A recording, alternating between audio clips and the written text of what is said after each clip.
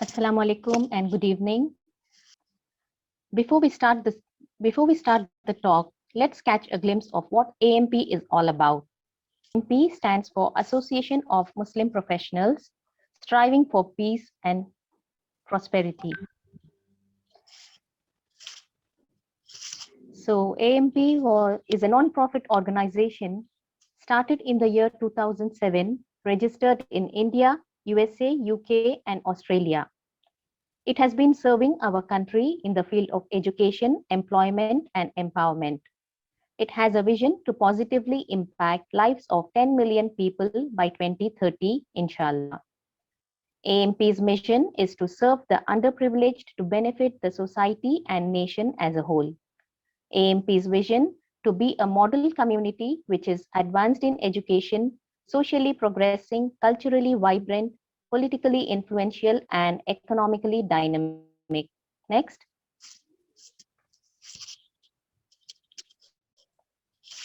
Some of the prominent achievements of AMP under the school development programs, 2,800 plus skill development lectures were delivered, connected with more than 800 schools.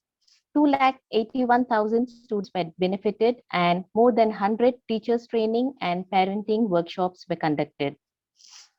Employment Assistance Cell organized 360 plus job fairs and job drives, which helped in the employment of 21,000 plus candidates. More than 200 employability trainings were conducted and 17,000 plus degree students were benefited. Scholarships and self-employment, 800 plus higher education scholarships were sponsored, 860 plus towards orphans education. More than 400 families were benefited from this program.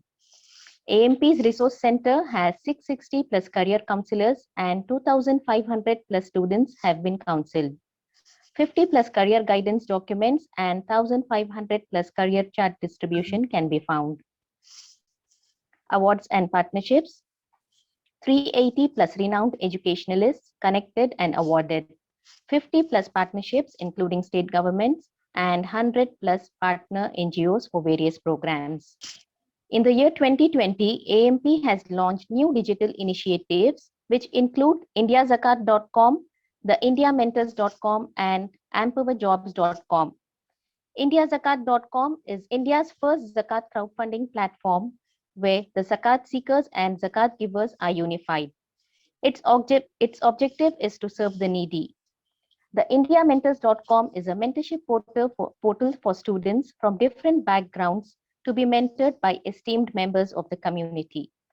So students, please register at the indiamentors.com as mentees. It's free. You will be allotted a mentor to guide you with your studies. And empowerjobs.com is a free portal to help job seekers connect with the employers.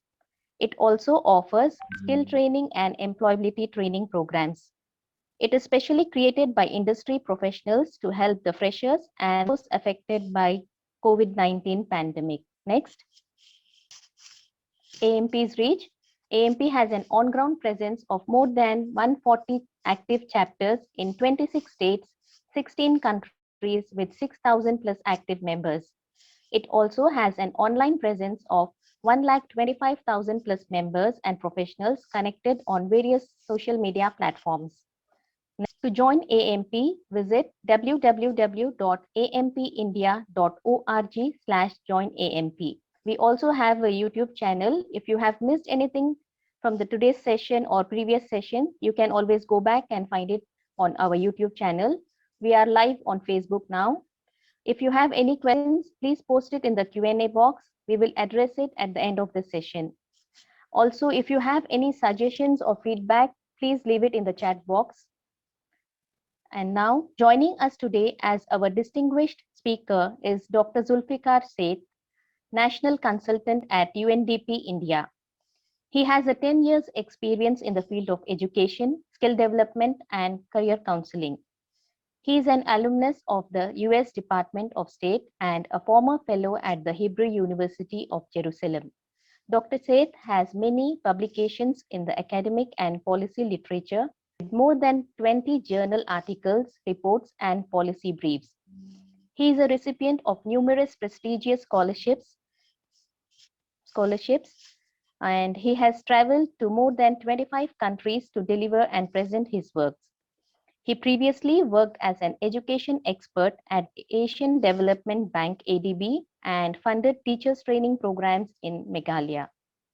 Dr. Seth received a doctorate in development economics from Aligarh Muslim University. A very warm welcome to you, sir, from the AMP team. Thank you. Over to you, Dr. Seth. Thank you very much. Thank you very much, Khatija, and You're welcome, sir. whole AMP team.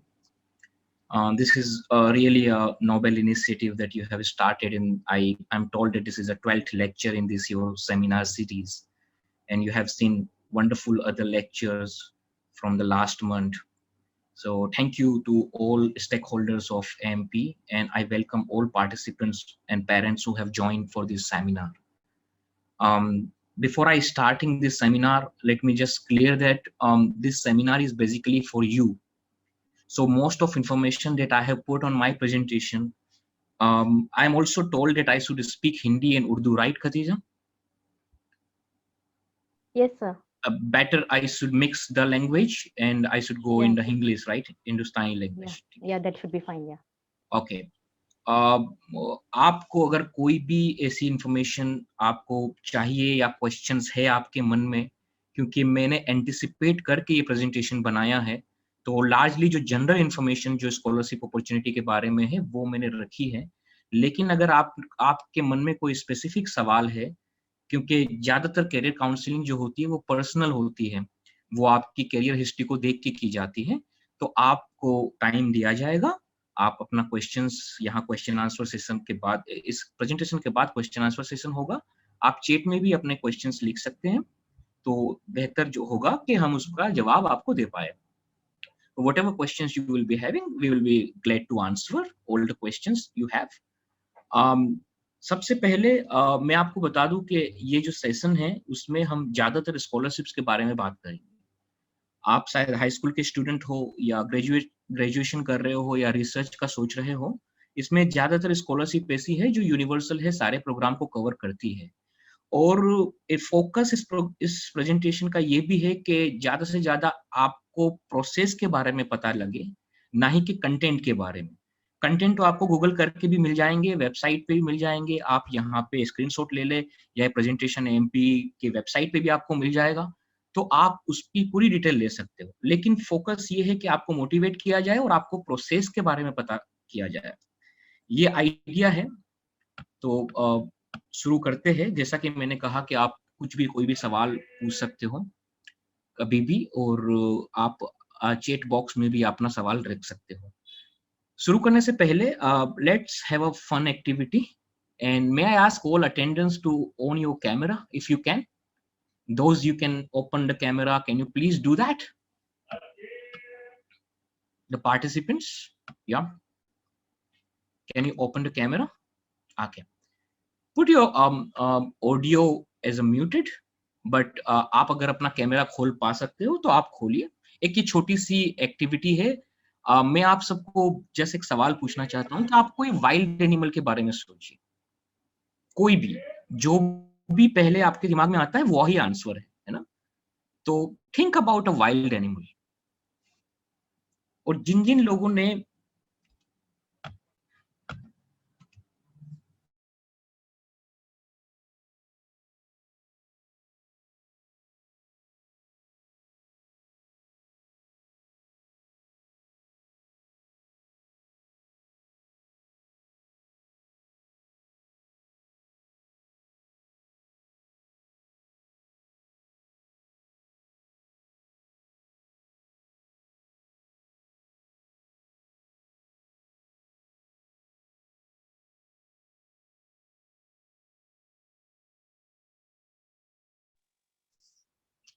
Sir, you are not audible.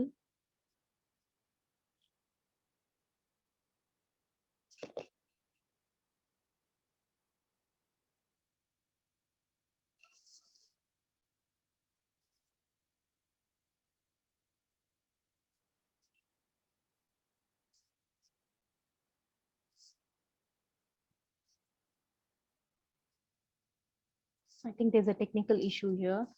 We'll get back to you as soon as possible.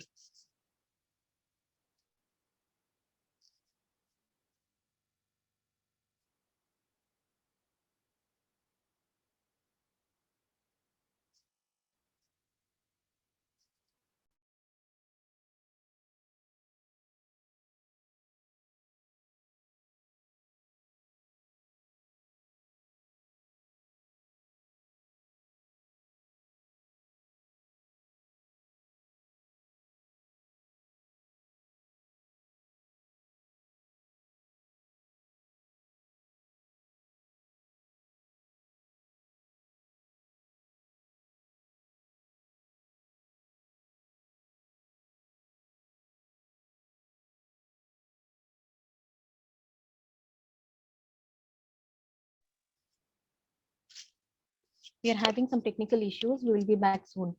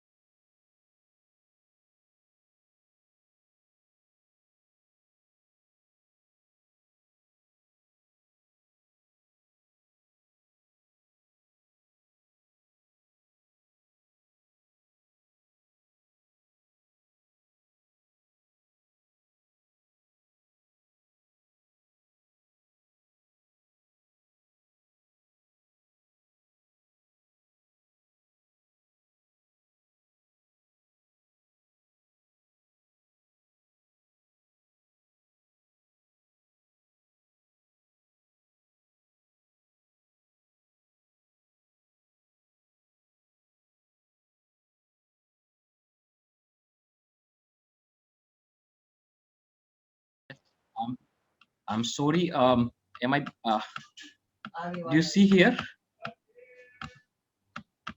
Hello. Hello, yes, sir.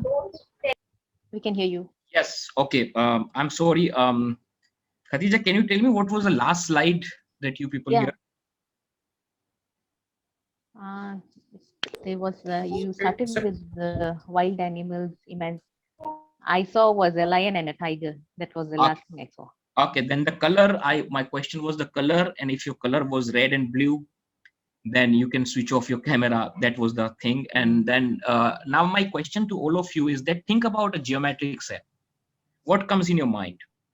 Triangle and circle. And now the last question, think about a pet. What comes in your mind? Dog and cat. Many of you, is there any participants who have different answers other than this? Is anybody here who have thought any other wild animal than tiger and elephant? आपने कुछ ऐसा सोचा हो जो ये elephant हो या कोई दूसरा हो, या कलर के बारे में कोई ऐसा सोचा हो जो रेड और ब्लू ना हो, ज्योमेट्रिक शेप आपने कोई ऐसा सोचा हो जो ट्रायंगल एंड सर्कल ना हो, या पेट के बारे में ऐसा सोचा हो जो कैट एंड डॉग ना हो. Is there anybody who can raise hand? I can see. Anyone?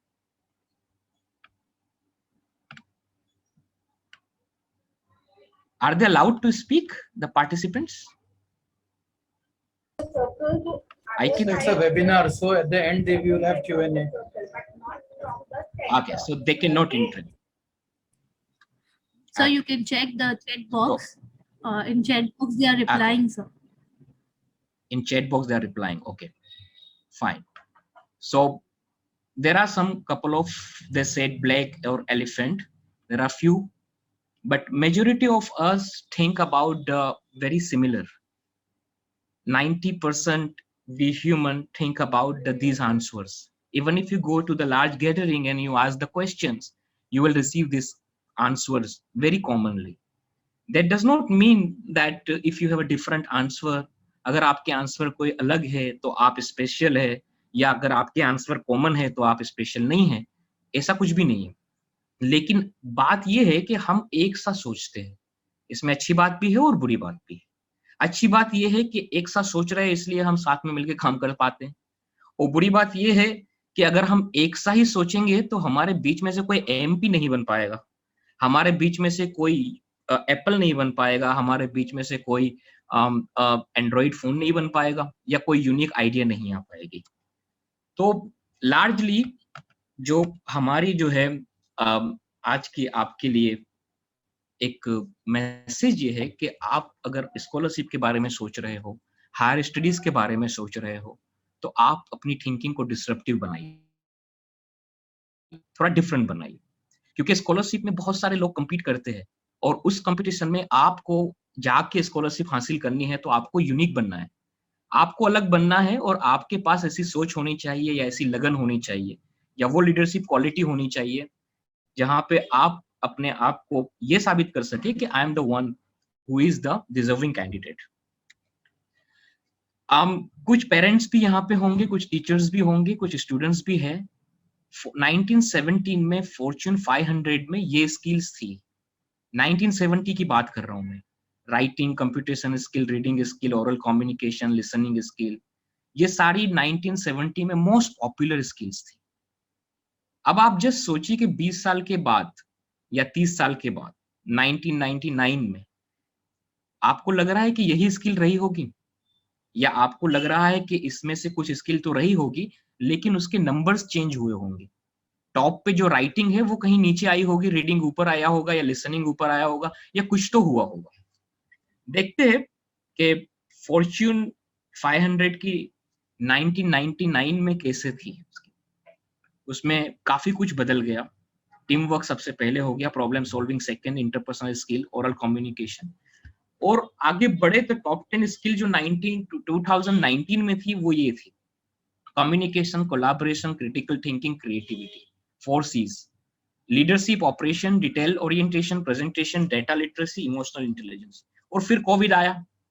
Covid ने फिर सारे समीकरण बिगाड़ दिए, और कोविड की वजह से बहुत सारी ऐसी चीजें थी जो हम यूज नहीं कर सकते थे। फॉर एग्जांपल ये जूम का 2 साल पहले मार्केट शेयर जो था, वो मार्केट पेनिट्रेशन वो 7% था, आज वो बढ़ के तकरीबन 93% हो गया है। और आप देखिए जो पिछले 50 साल में नहीं किया पिछले, और जो सिर्फ 2 साल में हो गया। कभी कहते हैं ना कुछ चीजें डिकेड में नहीं होती, 1 साल में हो जाती है। तो 2020 में ये स्किल्स जो है data literacy, critical thinking, tech savviness, collaboration, judgement and complex decision making, adaptability, creativity, emotional intelligence, EQ, cultural intelligence and leadership skills, ये स्किल्स डिमांड में आई। लेकिन 4 चीजें जो है वो हमेशा से रही है: communication, collaboration, critical thinking and creativity, जिसे हम 4C कहते हैं। बहुत सारे लोग कहेंगे कि ये क्या नई थोड़ी ना है, ये 2020 में थोड़ी इन्वेंट हुई या 2019 में थोड़ी इन्वेंट हुई। क्या ये 21st सेंचुरी स्किल्स थोड़ी है ये चारों: कम्युनिकेशन, कोलैबोरेशन? या कुछ के मन में अभी भी ऐसा सवाल हो कि ये तो नई स्किल है, ये 21st सेंचुरी स्किल्स है, तो मैं आपको ये दिखाना चाहता हूँ, ये जो 4 स्किल्स के बारे में अभी आपको मैं बता रहा हूँ: communication, collaboration, critical thinking and creativity. Do you think it's a 21st century skills? If you say yes, then are they new? Look at this picture. This is a very ancient picture. When civilization was started in Africa, the humans used to hunt animals and they were living primitive life. आप कुछ देख पा रहे हैं यहाँ पर? इतना बड़ा मैमथ है और छोटा सा टाइनी एंट के बराबर एक ह्यूमन है, और किस तरह से जो है वो उसका शिकार कर रहे हैं।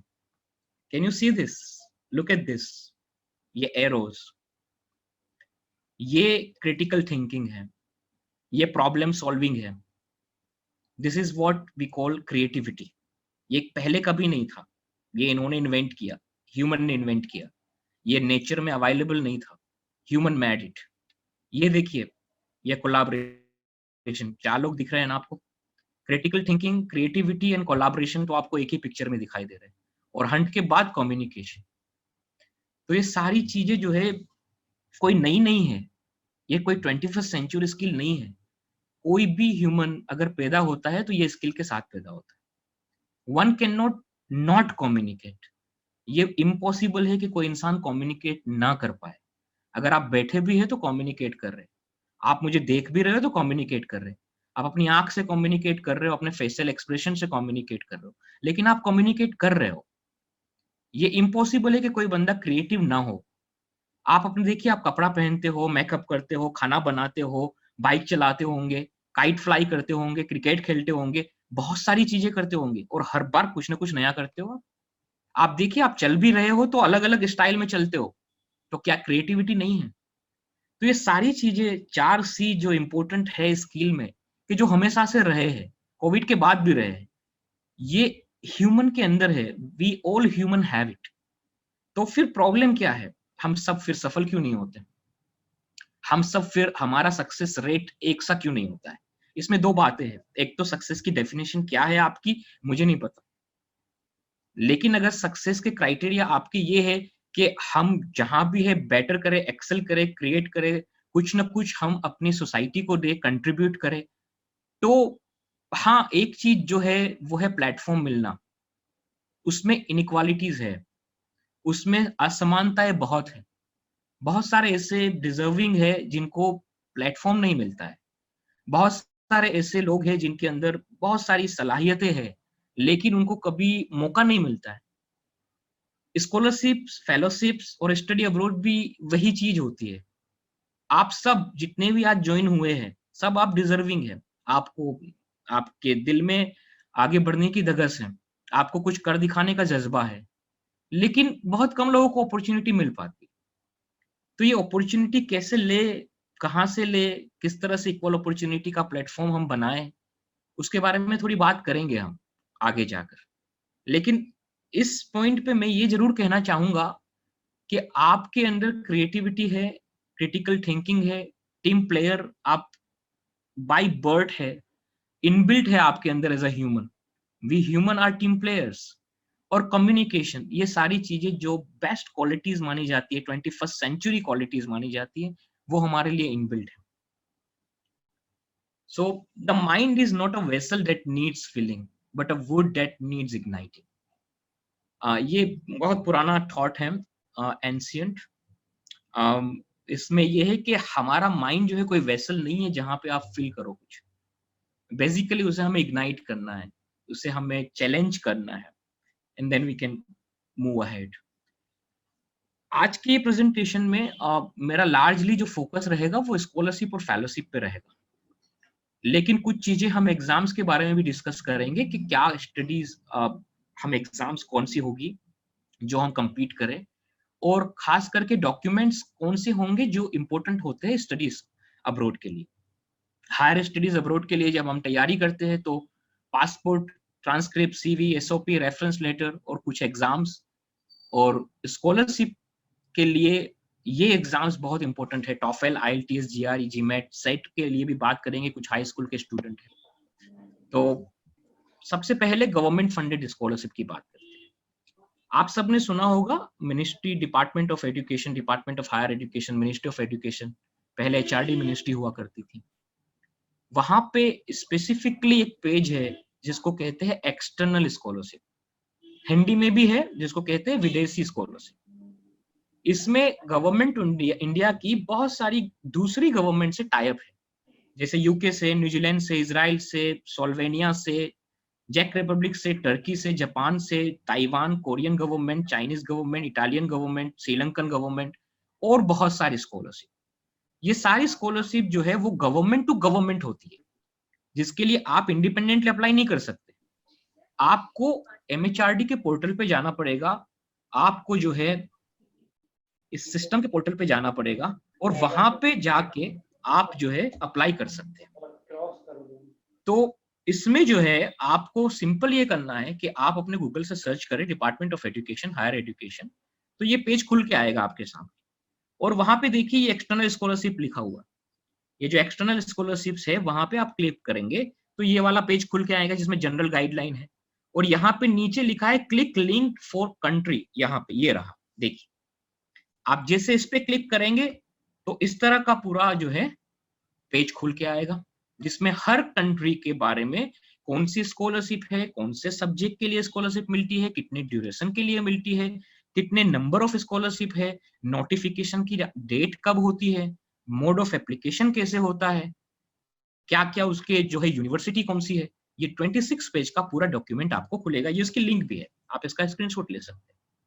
बहुत ईजी है, आप जाएंगे वहां पे आपको सारे गवर्नमेंट की स्कॉलरशिप, क्योंकि ये स्कॉलरशिप साल में एक बार आती है, लेकिन उसकी डेट में डिफरेंशिएट हो जाता है, कब आती है कब नहीं आती है। कोविड की वजह से वो काफी शेड्यूल डिफरेंट हो गया है। तो बेहतर ये होगा कि आप इस वेबसाइट को रेगुलर चेक करें, आप उसमें सब्सक्राइब कर दें ताकि आपको नोटिफिकेशन मिलते रहे। तो जितनी भी गवर्नमेंट टू गवर्नमेंट स्कॉलरशिप है, इसकी eligibility, dates, programmes, coverage, application की प्रोसेस, ये सब आपको इस वेबसाइट से मिलेगी। जैसे ही कोई फॉर एग्जांपल यूनाइटेड किंगडम की कॉमनवेल्थ स्कॉलरशिप आई, तो आप वहां से साक्षट का पोर्टल होता है गवर्नमेंट ऑफ इंडिया का, इसको कहते हैं साक्षट। ये पोर्टल पे जो है आप अपनी एप्लीकेशन फिल कर सकते हैं, बहुत ही सिंपल सा है, उसमें आपको डिटेल्स देनी है, उसमें आपको सारे आपके ऐसे लिखने हैं और वो आपको फॉरवर्ड कर देना है, फिर आपकी एप्लीकेशन रजिस्टर्ड हो जाएगी। फिर जो है आपकी एप्लीकेशन के ऊपर स्क्रीनिंग होगा और फिर आपको इंटरव्यू के लिए दिल्ली में बुलाया जाएगा। इंटरव्यू बोर्ड में जिस जिस गवर्नमेंट की स्कॉलरशिप होगी, उस गवर्नमेंट के एम्बेसी के लोग भी बैठेंगे और वो आपकी स्कॉलरशिप, आपका इंटरव्यू लेंगे और फिर बाद में आपका सिलेक्शन होगा, आपको लेटर मिलेगा। मैं बता दूं कि ये जो स्कॉलरशिप्स है, ये सारी स्कॉलरशिप जितनी भी है, ये सारी स्कॉलरशिप्स ये 100% स्पॉन्सर्ड होती है। 100% आपकी ट्यूशन फी, आपको वहां पे हॉस्टल में रहना, आपकी एयर टिकट्स, आपकी कॉलेज फी, आपके जितने भी वन टाइम सेटलमेंट एक्सपेंस, ये सारे एक्सपेंसेस जो होते हैं वो सब कुछ इसमें कवर होता है। ये 100% स्कॉलरशिप्स है। तो ये एक मोड हुआ गवर्नमेंट टू गवर्नमेंट स्कॉलरशिप, जिसमें क्या होता है कि एक गवर्नमेंट दूसरी गवर्नमेंट के साथ मेमोरेंडम ऑफ अंडरस्टैंडिंग साइन करता है, और गवर्नमेंट हमारी यहाँ पे डिपार्टमेंट ऑफ एजुकेशन जो है, मिनिस्ट्री जो है, वो जो है नोडल एजेंसी है, वो नोटिफिकेशन निकालती है, स्क्रीनिंग करती है, इंटरव्यू के लिए बुलाते हैं और फाइनल आपको लेटर देती है।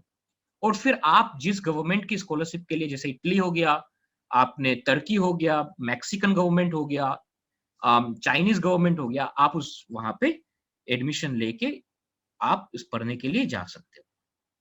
अब दूसरी जो स्कॉलरशिप होती है वो इंडिपेंडेंट होती है। उसमें क्या होता है, स्कॉलरशिप गवर्नमेंट के थ्रू तो होती है, लेकिन वो गवर्नमेंट के साथ मिलके स्क्रीनिंग प्रोसेस नहीं करती है। स्कॉलरशिप गवर्नमेंट देती है, जैसे कि आपकी फुल ब्राइट है, यूएस गवर्नमेंट देती है, एरास्मस मुंडस है, यूरोपियन कमीशन देता है, कॉमनवेल्थ स्कॉलरशिप है वो यूके गवर्नमेंट देती है, डार्ट जो है वो जर्मन गवर्नमेंट देती है। लेकिन ये लोग जो भी गवर्नमेंट है, वो गवर्नमेंट के साथ कोलैबोरेशन नहीं करते, वो डायरेक्ट एप्लीकेशन मंगवाते हैं। तो आपको जो है इस स्कॉलरशिप के जो है डायरेक्ट एप्लीकेशन करनी होती है।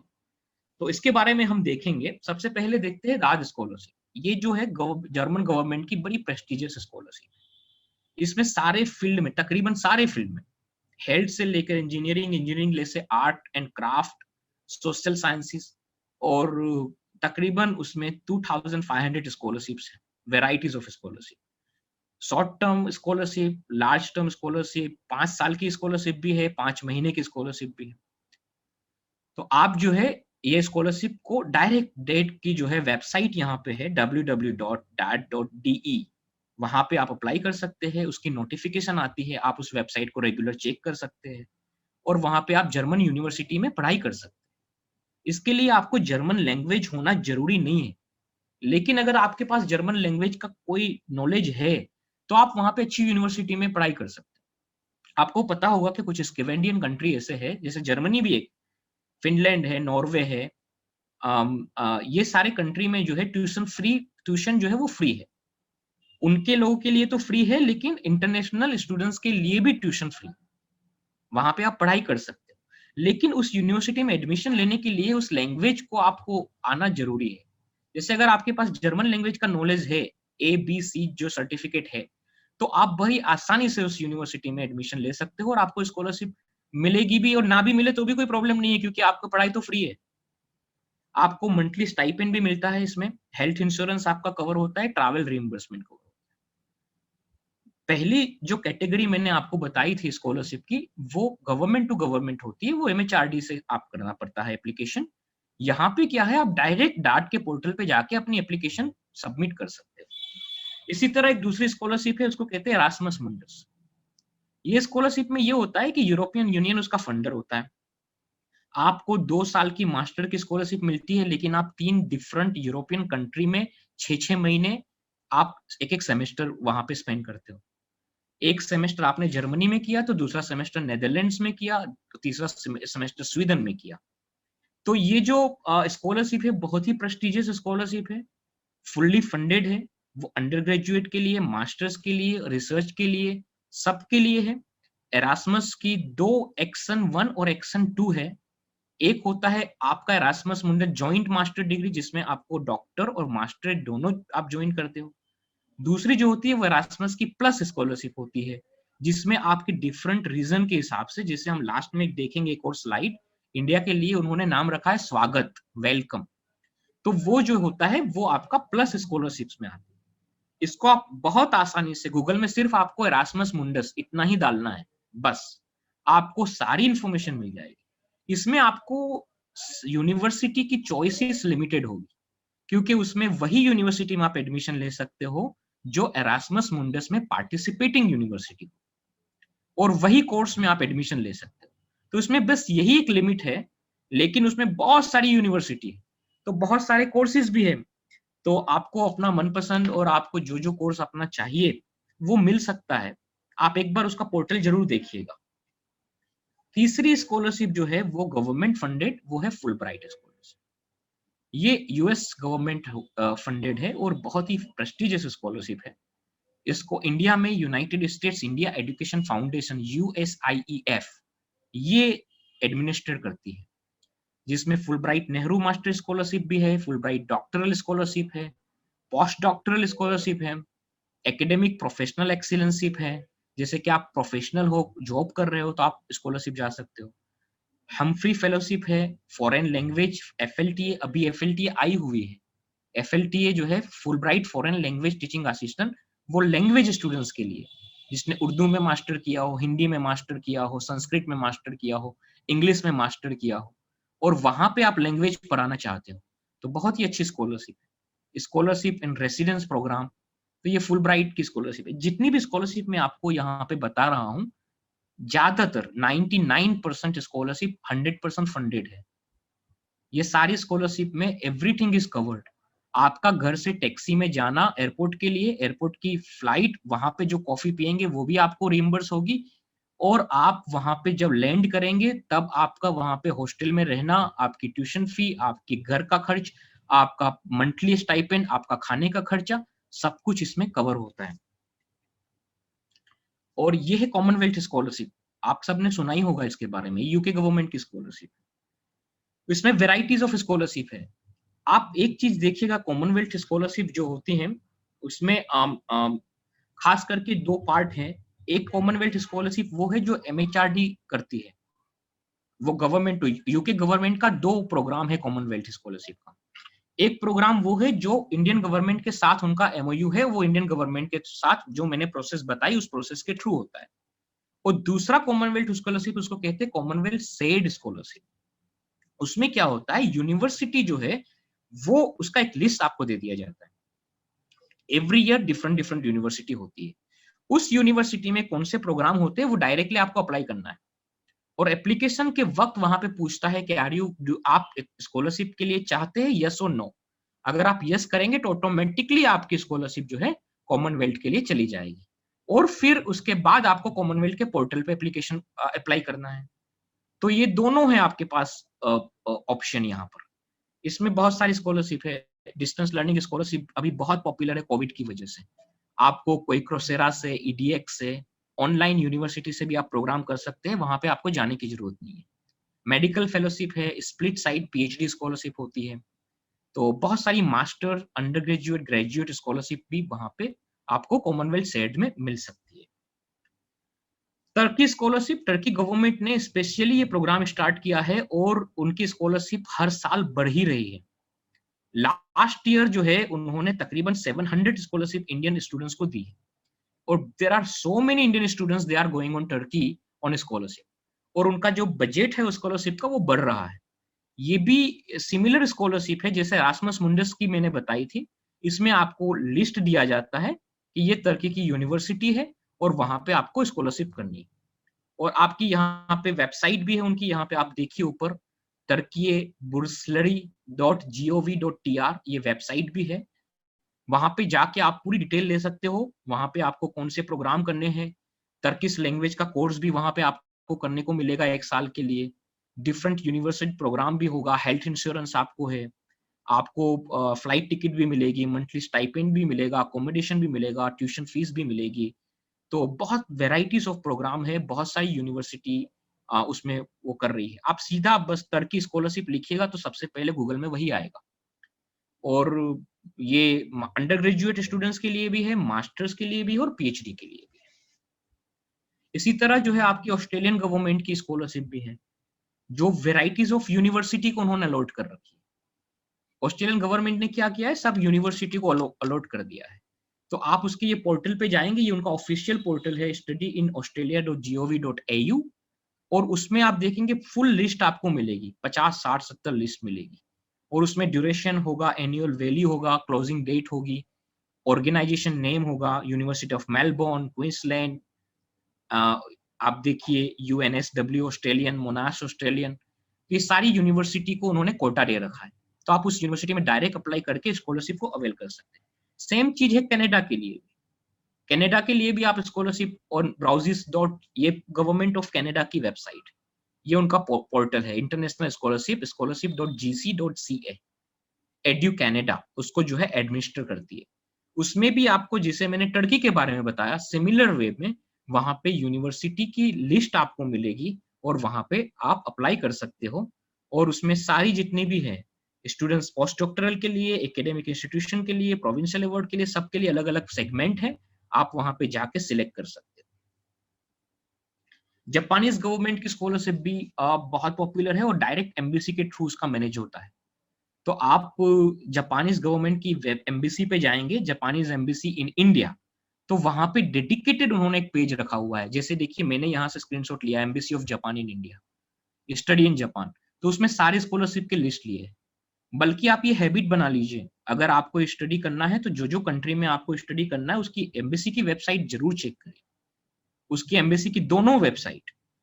कोई भी होता है जैसे कि आपको जापान, तो Japan in India, India in Japan, दोनों मिशन को आप चेक कीजिए, embassy of Japan in India and India's embassy in Japan, ये दोनों वेबसाइट आप चेक कीजिए। वहां पे आपको स्टडी इन जापान में बहुत सारे डिफरेंट प्रोग्राम्स जो है वो मिलेंगे आपको, और वहां पे रिसर्च के लिए, अंडर ग्रेजुएट के लिए, टेक्नोलॉजी के लिए, आईटीआई के लिए, ट्रेनिंग के लिए, जापानीज स्टडीज के लिए, जापानीज लैंग्वेज के लिए, टीचर ट्रेनिंग के लिए, यंग स्टूडेंट्स के लिए, मास्टर प्रोग्राम के लिए, ये सब की जो है स्कॉलरशिप्स अवेलेबल है जापान की। Japan is very generous country, वो ज्यादातर जो है उनके वहां पे जितनी भी स्टूडेंट होती है, इंटरनेशनल स्टूडेंट्स, वो सब स्पॉन्सर्ड होते हैं, उनको सबको स्कॉलरशिप मिलती है।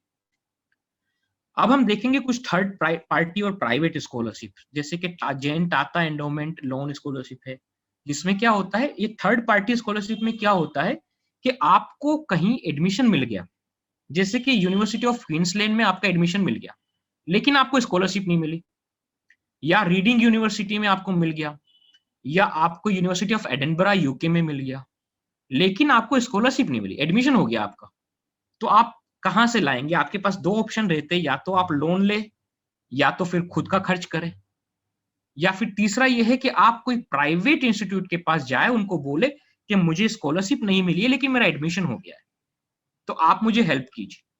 इसमें जैन टाटा एंडोमेंट फंड है, वो हर साल स्कॉलरशिप और लोन देते हैं, उसमें से कुछ परसेंटेज वो होता है लोन होता है जो आपको लौटाना होता है, और कुछ जो होता है वो आपका एज अ स्कॉलरशिप मिलता है।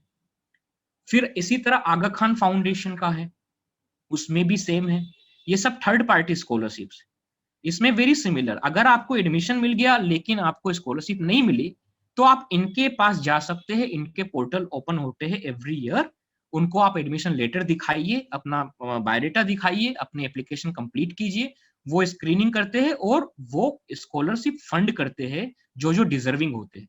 जितनी अच्छी यूनिवर्सिटी में आपका एडमिशन हुआ है उतने आपके चांसेस ज्यादा होंगे। इनलेक्स स्कॉलरशिप ये भी इसी तरह का होता है, third party scholarship funding agency है। Charles and Wallace trust scholarship ये भी सिमिलर है। अगर आपको यूके में किसी यूनिवर्सिटी में एडमिशन मिल गया तो आप यहाँ पे ब्रिटिश काउंसिल की वेबसाइट पे जाके अप्लाई कर सकते हैं। और कॉमनवेल्थ स्कॉलरशिप जिसका प्लान मैंने आपको ऑलरेडी डिस्कस कर दिया कि दो इसके होता है प्लान, एक कॉमनवेल्थ एमएचआरडी के थ्रू जो इसको आप डिपार्टमेंट ऑफ एजुकेशन कहते हैं, और एक जो होता है सेड स्कॉलरशिप जो डायरेक्ट अप्लाई आप कर सकते हैं। और ये है फेलिक्स स्कॉलरशिप, ये यूके के लिए है। अगर आप जो है यूके की यूनिवर्सिटी में और कोई रीडिंग यूनिवर्सिटी है या यूके की कोई यूनिवर्सिटी में आपने जो है एडमिशन हो गया आपका, ऑक्सफोर्ड यूनिवर्सिटी है और यूनिवर्सिटी ऑफ लंदन है वहां पे, और आप अंडर प्रिविलेज सेक्शन से आते हैं, और अंडर प्रिविलेज का मतलब बहुत सारा होता है जिसमें फॉर एग्जांपल आप विमेन हैं, या फिर फॉर एग्जांपल आप हम्बल बैकग्राउंड से आते हैं, फॉर एग्जांपल आप जो है जैसे हमारे यहाँ पे कल्चरली एजुकेशनली बैकवर्ड जिसे हम कहते हैं, आप उस बैकग्राउंड से आते हैं, तो there are varieties of categories उसमें है। आप देखेंगे तो बहुत सारी कैटेगरीज है। तो फेलिक्स स्कॉलरशिप भी प्रेस्टिजियस स्कॉलरशिप है और ये स्कॉलरशिप भी फुल्ली फंडेड होती है। फर्क ये है कि ये आपको थर्ड पार्टी फेलिक्स ग्रुप देता है। सैमलिंग गुरुकुल स्कॉलरशिप ये भी इसी तरह की है, जहाँ पे आप ब्रिटिश कोई स्कॉलरशिप आपको मिली ब्रिटिश यूनिवर्सिटी में, या ब्रिटिश यूनिवर्सिटी में आपका एडमिशन हो गया। फॉर एग्जांपल अगर आपको 20% स्कॉलरशिप मिली, 80% की आपकी जरूरत है, आपको 50% स्कॉलरशिप मिली, लेकिन 50% इतने ज्यादा है कि आप उसको अफोर्ड नहीं कर सकते, तो ये जो ऑर्गेनाइजेशन है, ये ऑर्गेनाइजेशन आपको फिलिंग द गैप वाला है, वो आपको हेल्प करती है। ये एक प्रोग्राम है जिसको कहते हैं joint Japan world Bank graduate scholarship programme. ये जो प्रोग्राम है is a very well design programme. उसमें ये प्रोग्राम में है कि आपको जापान गवर्नमेंट इसको फंड कर रही है, इसके इसलिए नाम है जॉइंट जापान वर्ल्ड बैंक। और वर्ल्ड बैंक जो है आप सबने नाम सुना होगा, वो उसको एडमिनिस्टर करती है। इसमें सीधा सा है, उन्होंने जो है 40 या 50 यूनिवर्सिटी का लिस्ट दे दिया है। उस लिस्ट में से आपको कोई ना कोई यूनिवर्सिटी, जो उसको कहते हैं पार्टनर यूनिवर्सिटी, और आप उस यूनिवर्सिटी में से आप सिलेक्ट कीजिए और वहां पे आप अप्लाई कीजिए और आपको फुल्ली फंडेड स्कॉलरशिप मिलती है। ये थर्ड पार्टी स्कॉलरशिप है। इसका इंडिपेंडेंट जो है स्कॉलरशिप का मैनेजमेंट वो जापान गवर्नमेंट फंडिंग एजेंसी है और वर्ल्ड बैंक उसका पार्टनर है। वर्ल्ड बैंक उसकी एडमिनिस्ट्रेटिव एजेंसी है। तो इसकी जो वेबसाइट है वर्ल्ड बैंक ग्रुप की वेबसाइट वही है। आप join Japan world Bank graduate programme डालेंगे तो फौरन आपको खुल जाएगी वेबसाइट और वहां से आप डायरेक्ट अप्लाई कर सकते हैं। इसी तरह एक दूसरी है रॉबर्ट एस मैकनैमरा फेलोशिप। ये पीएचडी के लिए होती है।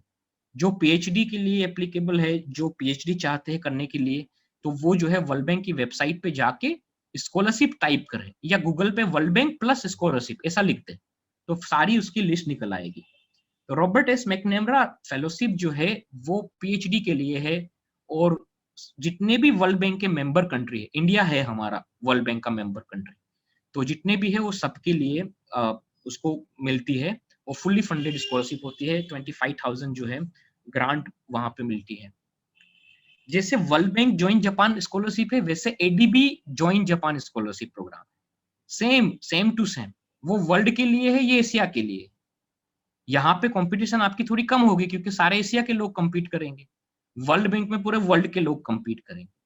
तो ADB Japan scholarship again Japanese government यहाँ फंडिंग एजेंसी है। एडीबी जो है वो वहां पर एडमिनिस्ट्रेटिव एजेंसी है। उसकी फुल लिस्ट है वहां पर कि ये यूनिवर्सिटी अलग अलग यूनिवर्सिटी है सारे एशिया के कंट्री की, और अलग अलग प्रोग्राम है। वहां से आप सिलेक्ट करिए और उसके पोर्टल पे जाके अप्लाई कीजिए। adb.org, ADB एशियन डेवलपमेंट बैंक.org या ADB स्कॉलरशिप ऐसा लिख के सर्च कीजिए, आपको सारी डिटेल उसकी मिल जाएगी। जैसे अनदर ऑर्गेनाइजेशन है रोटरी स्कॉलरशिप। ये भी थर्ड पार्टी ऑर्गेनाइजेशन है जहां आपको Rotary peace fellowship very famous fellowship है। आपको एडमिशन हो गया लेकिन आपको स्कॉलरशिप नहीं मिली, तो इस ऑर्गेनाइजेशन रोटरी इंटरनेशनल में भी कुछ स्कॉलरशिप है, वहां अप्लाई कर सकते हैं। कोलंबो प्लान ये श्रीलंका के लिए है। स्पेशली जो है आपको सोशल साइंस में, सोशल वर्क में, मेडिकल हेल्थ इंश्योरेंस में अगर अप्लाई करना हो तो। फिर ये ओपन सोसाइटी फाउंडेशन की स्कॉलरशिप है, ये भी आपको जो है एक्टिविज्म और आपको सोशल साइंसेस और ह्यूमैनिटीज के कोर्सेज के लिए वहाँ पे भी बहुत अच्छे-अच्छे कोर्सेज ओपन सोसाइटी के हैं। ये स्वागत जिसके बारे में मैं आपको बता रहा था, ईयू का प्रोग्राम जिसका नाम स्वागत दिया हुआ है ताकि इंडिया में उसको वेलकम कहते हैं। इसकी जो है गेंट यूनिवर्सिटी बेल्जियम जो उसकी नोडल ऑर्गेनाइजेशन, आप जो है swagata.eu बस इतना टाइप कीजिए, आपको सारी इंफॉर्मेशन मिलेगी। और ये जो है एरास्मस मुंडस का पार्ट है। एरास्मस मुंडस स्कॉलरशिप जिसके बारे में हम डिस्कस कर रहे थे, ये उसका पार्ट है, ये रीजनल बेस पार्ट है। एरास्मस मुंडस प्लस उसका पार्ट है। और भी कुछ स्कॉलरशिप है जिसका स्क्रीनशॉट आप ले सकते हो। Friedrich Naumann scholarship, Agatha Harrison scholarship, Ian scholarship, हासिया स्कॉलरशिप, SGH स्कॉलरशिप, टबेमा की scholarship, Rhodes scholarship, again very famous.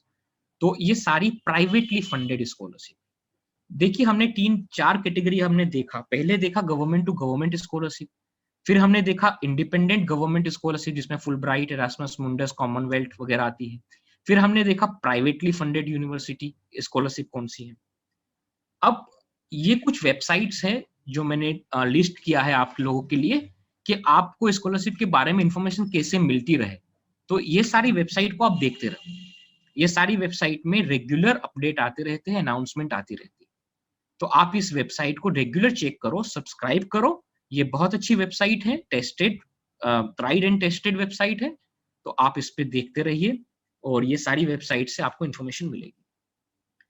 जैसे कि आपने देखा कि साई स्कॉलरशिप में फुल फंडिंग स्कॉलरशिप है, ट्यूशन फी भी मिलती है, आपको हेल्थ इंश्योरेंस भी मिलता है, एरोप्लेन टिकट भी मिलती है, सब कुछ मिलता है। लेकिन भीड़ भी इतनी ही होती है, इतनी ही भीड़ होती है।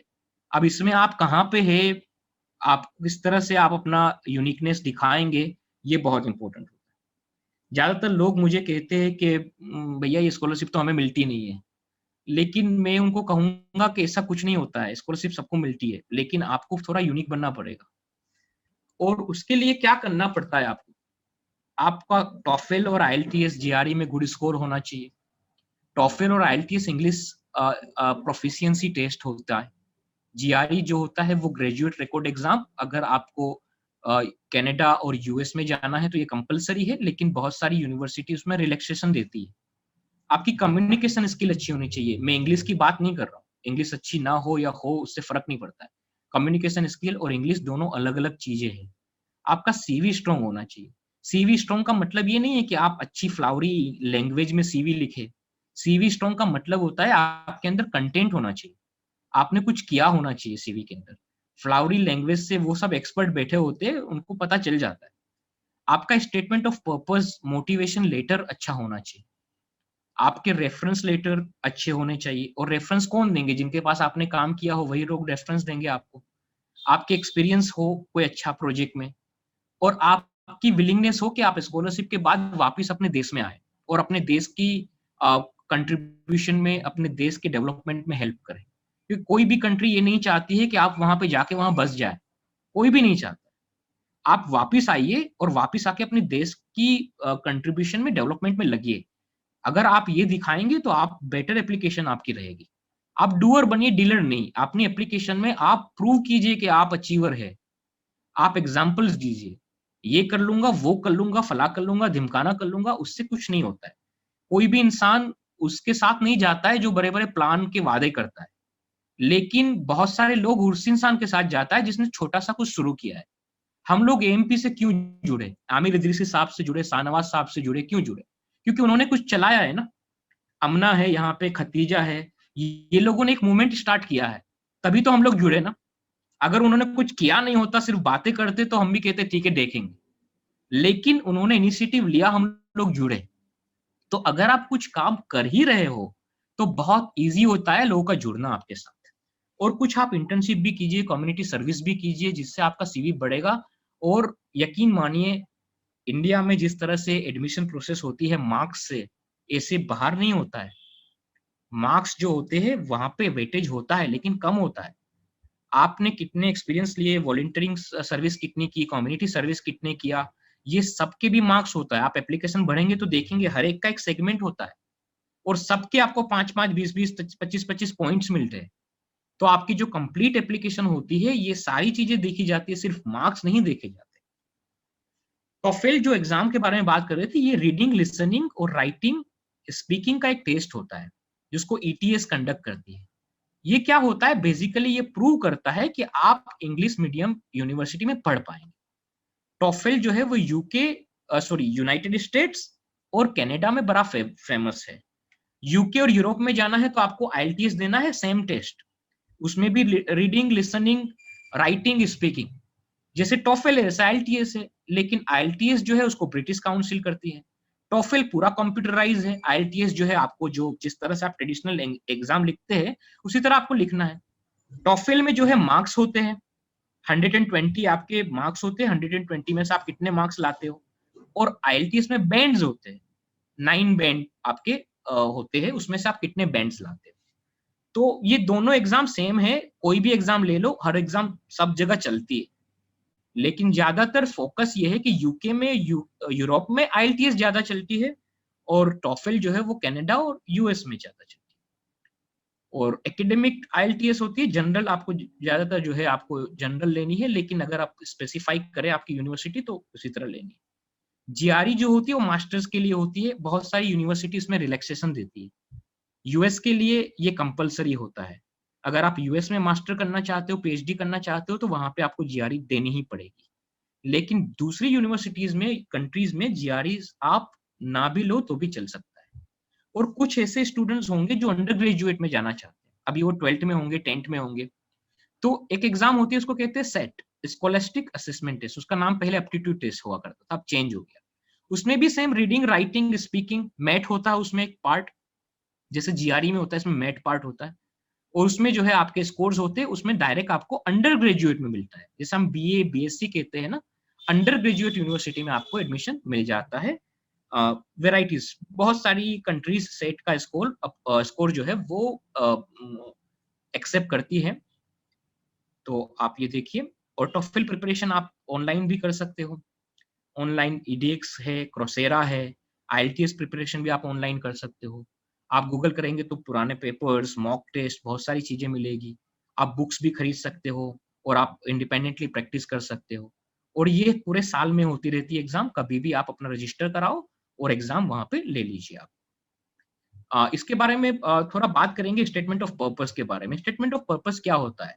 देखिए, स्टेटमेंट ऑफ पर्पस आप कभी भी लिखेंगे, स्टेटमेंट ऑफ पर्पस का एक अलग पॉइंट होता है, इंडिया की तरह नहीं होता है। आप जब एप्लीकेशन करते हो तो आपको ये लिखना पड़ता है कि आप क्यों आना चाहते हो यहाँ पर, आप ये कोर्स क्यों करना चाहते हो, आप ये यूनिवर्सिटी में क्यों पसंद करना चाहते हो, क्या रीजन है।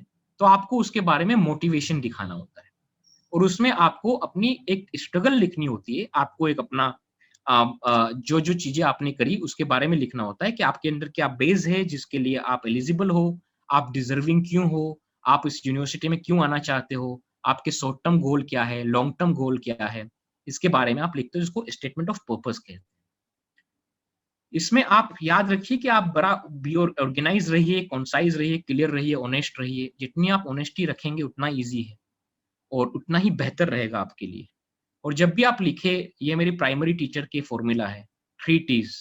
अगर आप कोई भी पर्सनल स्टेटमेंट या कोई भी ऐसे लिखे तो आप लिखिए, सबसे पहले आप ये याद रखिए, tell them what you are going to tell them, tell them and tell them what you told them. पहला जो है वो इंट्रोडक्शन है, tell them what you are going to tell them, tell them is a body हो गई, और tell them what you told them is a conclusion हो गया। तो आप इस तरह से कंसाइज रहे। आईएलटीएस में भी यही फॉर्मूला यूज करें, टॉफेल में भी यही फॉर्मूला यूज करें। मैंने खुद आईएलटीएस, टॉफेल, जीआरई सारी एग्जाम ले चुका हूं मैं। ये कोई इतनी बड़ी एग्जाम नहीं होती है, हमारे बोर्ड से तो बिल्कुल वो होती है। एग्जाम बड़ी फेमिलियर होती है, बहुत ही फ्रेंडली होती है, यूजर फ्रेंडली होती है। आप ये सारी एग्जाम में अब बहुत एंजॉय कर सकते हो पढ़ने के लिए, तो आप बड़ी आसानी से इसको क्रैक कर सकते हो। जैसे मैंने कहा कि सीवी आप सब तैयारी कीजिए सीवी बिल्डिंग के लिए, और सीवी का मतलब ये नहीं कि फ्लावरी लैंग्वेज हो, बस उसमें कंटेंट हो। हमारे यहाँ पे एक रिवाज होता है कि हम क्या करते हैं, कोई भी लिए एक सीवी बना दिया, हर जॉब के लिए या हर एप्लीकेशन के लिए वही सीवी भेजते रहते हैं। एक सीवी हमने उसको डॉक्यूमेंट में कॉपी पेस्ट कर दिया, फिर उसी सीवी को हम हर जगह भेजते हैं। ये बहुत ही गलत मेथड है, ऐसा कभी नहीं होना चाहिए। सीवी हमेशा कस्टमाइज होता है, सीवी हमेशा जॉब डिस्क्रिप्शन और एप्लीकेशन की रिक्वायरमेंट के हिसाब से होता है। कुछ चीजें तो सेम आएगी, बिल्कुल सही है, आपने जो एजुकेशन किया वो बदलेगा नहीं, लेकिन आपकी स्किल्स, रिलेवेंट एक्सपीरियंस, ये सारी चीजें बदल जाएगी। तो कभी भी एक सीवी रखे के हर जगह मत चिपकाइए उसको, ऐसा मत कीजिएगा, इससे आपके चांसेस कम हो जाएंगे। कवर लेटर क्या होता है कि आप किसी को लिखते हो। बहुत सी बार क्या होता है कि आप किसी प्रोफेसर को लिखते हो, प्रोजेक्ट के लिए लिखते हो, उनके पास इतना टाइम नहीं होता है कि वो आपका सीवी डाउनलोड करके पढ़े। तो कवर लेटर क्या होता है, वो अगर इंटरेस्टिंग हो तो इंसान को इंटरेस्ट होता है कि कैसे होगा। जैसे मूवी का ट्रेलर होता है ना, हमें इंटरेस्ट होता है कि मूवी देखेंगे, तो कवर लेटर भी आपका वही ट्रेलर है। तो उसमें जो है आप बहुत अच्छी तरह से कवर लेटर की हैबिट बनाइए कि जब भी सीवी भेजे, एप्लीकेशन भेजे, तो हमेशा उसके सामने कवर लेटर अटैच जरूर करें। और लास्ट में देखिए, कुछ कॉमन मिसकंसेप्शन है स्टडी अब्रॉड के लिए। सबसे पहला तो मिसकंसेप्शन ये है कि हमें थ्रू आउट इंग्लिश मीडियम से होना चाहिए, हमारा एक्सीलेंट इंग्लिश होना चाहिए, तभी हम बाहर जाके स्कॉलरशिप ले सकते हैं, बाहर जाके पढ़ाई कर सकते हैं।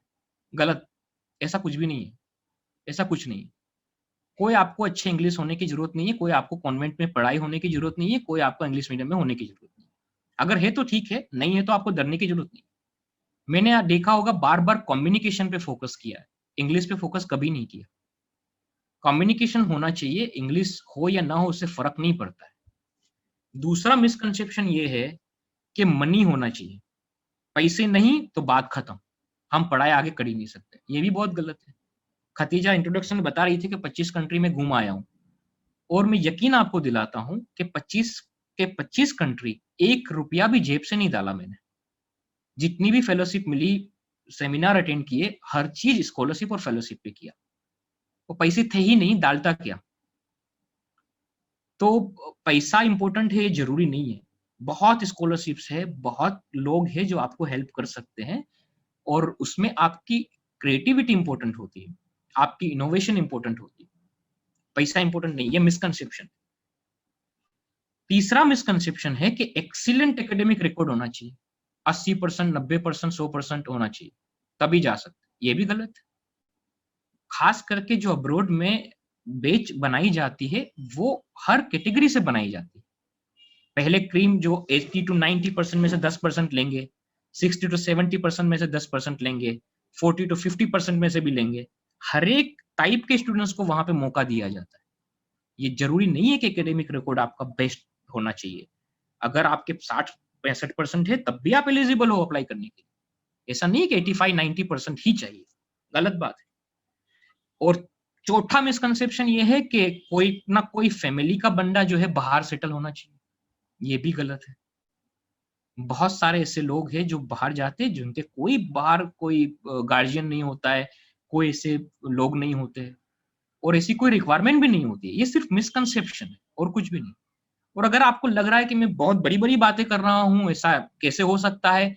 तो फिर मैं आपको मेरी खुद की स्टोरी सुनाना चाहता हूँ। अगर अभी भी आपको सेल्फ डाउट है, तो देखिए ये सारे जो मिसकंसेप्शन मैंने अभी आपको बताया, वो सब कुछ मेरे अंदर है। ये मेरी मार्कशीट है, देखिए 12वीं की। साइंस लिया था क्योंकि 10वीं में बहुत अच्छे परसेंटेज आया, तो सबने कहा डॉक्टर बनेगा, डॉक्टर बनेगा। मुझे तो किसी ने पूछा ही नहीं, मैं क्या बनूंगा? और सबने साइंस चिपका के लगा दिया। अब साइंस मुझे पसंद ही नहीं था, तो होना क्या था? मुझे तो पता ही था क्या होना था। तो वही हुआ, बैंड बाजा के साथ में फेल हुआ। और फेल हुआ ऐसा वैसा फेल नहीं हुआ, 35% चाहिए होते थे एक सब्जेक्ट के लिए, यहाँ तो मिला के भी 35 नहीं हो रहा है। भयंकर वाला फेल। जाहिर सी बात है, डिप्रेस भी हुआ, रोना भी आया, दुनिया ने कहा फेल हो गया, फेल हो गया, फेल हो गया। देखिए ये मेरा एकेडमिक रिकॉर्ड है। क्योंकि कभी कभी ना हम ये करते हैं कि हम बच्चे को पूछते ही नहीं है कि तुम्हें क्या पढ़ना है। हम बच्चे की इंटरेस्ट जानने की कोशिश ही नहीं करते। हम डिसाइड करते हैं इंजीनियर बनेगा, लॉयर बनेगा, ये बनेगा, वो बनेगा, फला बनेगा, ढिमकाना बनेगा। और बच्चे भी हमारे यहाँ पे ऐसे है कि उनको काउंसलिंग की ज्यादा वो मिलती नहीं है, तो उनको आइडिया ही नहीं होता उनको क्या करना है, तो कुछ भी ले लेते और ये होता है। लेकिन याद रखिए कि फेल जो जब होते हो, जब मैं फेल हुआ था तो बिल्कुल मैं निराश हुआ था बहुत ज्यादा, क्योंकि पूरी दुनिया कहती थी फेल हुआ है। जब बाहर निकलता था तो लोगों को पता होता था कि मेरे मार्क्स कितने, तब भी पूछते थे अरे क्या हुआ, क्या रिजल्ट आया तेरा। तो ये सब चीजें होती रहती है हमारी लाइफ में, क्योंकि समाज में फेल को बहुत बुरी तरह से देखा जाता है। हमारे यहाँ मिसकंसेप्शन एक बहुत बड़ा है, फेल्यूर मीन्स खत्म, कुछ भी नहीं, नाकाम, निकम्मा। लेकिन फेल्यूर्स आपको आउट करने के लिए नहीं होता है, failures are not to keep you out, but failures are there to give opportunities to show how crazily you love something. तो जब मैं फेल हुआ तो मैंने एक आर्टिकल लिखा, गुजरात टुडे में पब्लिश हुआ, उसका नाम था एनाटॉमी ऑफ फेल्यूर, कि भाई मैं अकेला थोड़ी फेल हुआ, मैं फेल हुआ तो मेरे साथ मेरा टीचर भी फेल हुआ, मेरा स्कूल का ब्लैक बोर्ड भी फेल हुआ, चौक डस्टर भी फेल हुआ, किताब भी फेल हो गई, प्रिंसिपल भी फेल हो गया, एजुकेशन मिनिस्टर भी फेल हो गया, एग्जाम का पेपर भी फेल हो गया, सब फेल हो गए, मैं अकेला थोड़ी फेल हुआ। और यकीन मानिए एक बच्चा जब फेल होता है तो साथ में पूरी सिस्टम फेल होती है, वो अकेला फेल नहीं होता है। तो फिर बहुत सारे पेरेंट्स आए मेरे पास कि अरे भैया बहुत बढ़िया लिखा है तुमने, हमारे बच्चे भी फेल हो गए, हेल्प करो उन्हें भी। तो हमने उन बच्चों को हेल्प करना शुरू किया जो बच्चे फेल हो गए थे या कभी स्कूल जाते ही नहीं थे। तो हम सब मिलके पढ़ने लगे और हम फेल्यूर क्लब, ये सारी फेल्यूर क्लब है, पढ़ाने वाला भी फेल्यूर, पढ़ने वाले भी फेल्यूर, सब फेल। 73 लोग थे, सब फेल्यूर। लेकिन पता है क्या, हमारे पैर की जो जंजीर बंधी हुई थी ना वो टूट गई थी, हम फ्री हो चुके थे। जो चेन थी ना कि डॉक्टर बनेगा, इंजीनियर बनेगा, ये बनेगा, वो खत्म हो गया था। तो होना क्या था, बहुत सारी एक्टिविटी करी हमने, इंग्लिश मीडियम की एक्टिविटी करी, बच्चों को इस तरह से हम जाते थे पढ़ाने के लिए, कंप्यूटर का वो किया हमने, तालीम के प्रोग्राम किए, साइंस के प्रोग्राम किए, डिफरेंट डिफरेंट कम्युनिटी एक्टिविटी करी। कहते हैं ना वहां देर है लेकिन अंधेर नहीं है, आप काम करते जाओ आपको फल मिलेगा। मदरसा से पढ़ा हुआ हूं मैं, इंग्लिश मीडियम से नहीं, मदरसा स्कूल से, गुजराती मीडियम पूरी 12वीं तक। और पापा एक फ्रिज मैकेनिक, कोई बड़ी फैमिली से नहीं आ रहा हूं, और कोई भी बंदा मेरा विदेश में सेटल नहीं है। तो आप भी कर सकते हैं। ग्रोथ जो होता है वो डिस्कंफर्ट में होता है, आप अगर कंफर्ट जोन में रहिएगा तो ग्रोथ नहीं। तो जो मिसकंसेप्शन की मैं बात कर रहा था वो मैं इसलिए दावे के साथ कह सकता हूं कि ये मेरी खुद की अपनी स्टोरी है। और मैं इसी तरह से मदरसा से पढ़ के आगे बढ़ा और अमेरिका में गया, बल्कि वहां गया ही नहीं, बल्कि अमेरिका में भी मैं स्टूडेंट्स ऑफ द ईयर हुआ, पहली बार इंग्लिश मीडियम में पढ़ाई की, वो किया। तो वहां पे मैं वर्जीनिया टेक यूनिवर्सिटी में नंबर 1 आया, वर्जीनिया कम्युनिटी कॉलेज। और यहाँ से मेरी जर्नी शुरू हुई थी अलीगढ़ से, अलीगढ़ मुस्लिम यूनिवर्सिटी से, ये अलीगढ़ की जामा मस्जिद है, 2011 की बात है, आज 10 साल हो गए उसके। और फिर भारत को रिप्रेजेंट करने का मौका मिला। वही फेल स्टूडेंट्स, याद रखिएगा, 12वीं पास, 12वीं ना पास, हर सब्जेक्ट में ना पास, उसको यूनाइटेड नेशंस में जाने का मौका मिला, वर्ल्ड बैंक में जाने का मौका मिला, अलग अलग देश में जाने का मौका मिला। तो कॉम्प्लेक्सिटी बहुत इंपॉर्टेंट है। जब आप ऑर्डर को चूज करते हो तो आपको, फिर आप एक सीधी लाइन में चलते हो, आप कॉम्प्लेक्सिटी चूज कीजिए। और अभी आप क्या करते होने चाहिए, जो मैंने किया बस वही चीजें मैं आपसे शेयर करना चाहता हूं। मैंने क्या किया जब मैं फेल हुआ, तो मैंने ऐसा तो क्या किया जिससे मुझे स्कॉलरशिप मिली, ऐसा तो क्या किया फिर मुझे इतनी फुल ब्राइट मिली, ऐसा तो क्या किया मैं 25 कंट्री गया, ऐसा तो क्या किया फिर मैं डॉक्टर बन गया। ये किया बस, मैंने अपनी कम्युनिकेशन लैंग्वेज को इंप्रूव किया। अभी भी मैं कह रहा हूं, इंग्लिश नहीं, कम्युनिकेशन, दोनों में बहुत फर्क है। रीडिंग, हमेशा पढ़ने लगा, राइटिंग की एक्सरसाइज करी, लिखने लगा, ये एग्जाम के लिए प्रिपेयर करने लगा, कॉम्पिटिटिव एग्जाम के लिए। इंटर्नशिप की, नई लैंग्वेज सीखी, कम्युनिटी सर्विस की, आपने देखी होगी बहुत सारी कम्युनिटी सर्विस के फोटो मैंने दिखाए आपको। लीडरशिप एक्टिविटी करी, एम्बेसी की विजिट में रोज करता था रेगुलरली, प्रोफेशनल एसोसिएशन में जुड़ता था, जैसे एएमपी है उसके साथ जुड़िए आप। और सबसे इंपॉर्टेंट, अपने कंफर्ट जोन से बाहर आया। जो मेरा कंफर्ट जोन था, जहां आसानी की जिंदगी थी, उसको चैलेंज किया। और मैंने कहा कि नहीं, मुझे कॉम्प्लेक्सिटी चाहिए, कुछ करके दिखाना है। जब मैं फेल हो गया था तो बड़ा आसान सा मेरे पास रास्ता था, पढ़ाई छोड़ दूं और अपने दुकान पे काम कर लूं।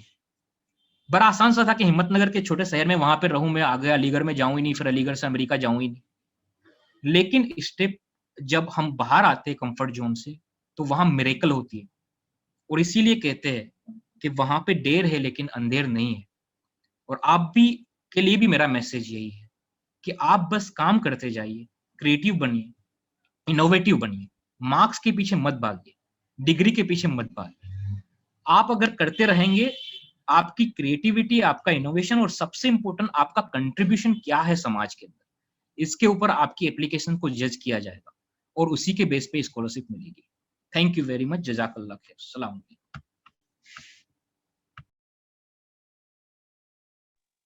Thank you, sir. Now we will take question and answer session. So the first question is, what are the key scholarships available for medical students? Okay, so अगर आप मेडिकल स्टूडेंट है, आपने एमबीबीएस कंप्लीट किया, आपको master करना है, तो आपको यूएस स्माइल की एग्जाम देनी पड़ेगी। यूएस स्माइल की एग्जाम जो है वो 3 कैटेगरीज में होती है। वो एग्जाम आप देंगे तो उसके थ्रू आपको जो है एक्सेस होगा। दूसरा जो है, एक ऑर्गेनाइजेशन है जिसको कहते हैं डॉक्टर्स विदाउट बॉर्डर्स, उनकी बहुत सारी स्कॉलरशिप्स हैं। तीसरी ऑर्गेनाइजेशन है real medical foundation, real medicine foundation, RMF, उनकी भी बहुत सारी स्कॉलरशिप है। तो आप उनकी वेबसाइट पे जाइए और देखिए। तीसरी scholarship United Nations medical internship, आप वहां पे देखिए, वहां पे आपको इंटर्नशिप का एक्सेस मिलेगा।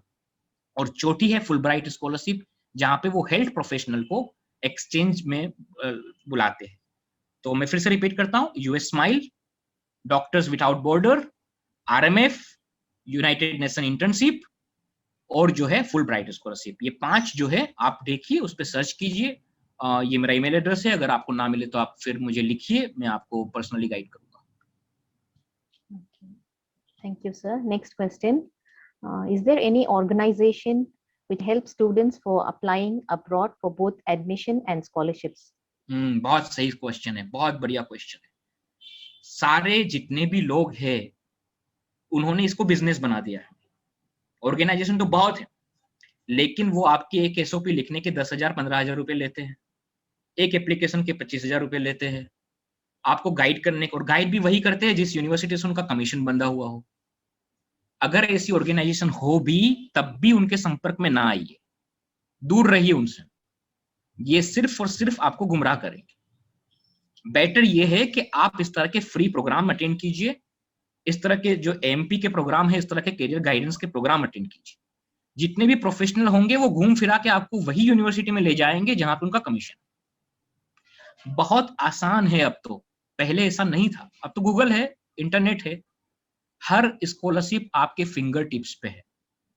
फिर मैं आपको याद दिलाता हूं जो मैंने कहा अपने प्रेजेंटेशन में, एप्लीकेशन लिखना, स्टेटमेंट ऑफ पर्पस लिखना, मोटिवेशन लेटर लिखना, वो बाद की बात है। पहले आप उसके लिए काम करिए। उसमें लिखेंगे क्या? कंटेंट, वो बहुत इंपॉर्टेंट होता है। लैंग्वेज इधर उधर हो गई तो फर्क नहीं पड़ता है, देखने वाले आपके कंटेंट को ही देखते हैं। और लैंग्वेज चाहे कितनी ब्यूटीफुल करी, मैंने इंग्लिश के प्रोफेसर से लिखवा दिया, तब भी कंटेंट नहीं होगा तो वो होलो लगेगा, उसे पता चलेगा कि ये जो है स्यूडो स्टेटमेंट लेटर। तो बहुत सारी ऑर्गेनाइजेशन है, अगर आप उनकी प्रोफेशनल सर्विस लेना चाहे तो आप ले सकते हो, बहुत सारी ऑर्गेनाइजेशन है।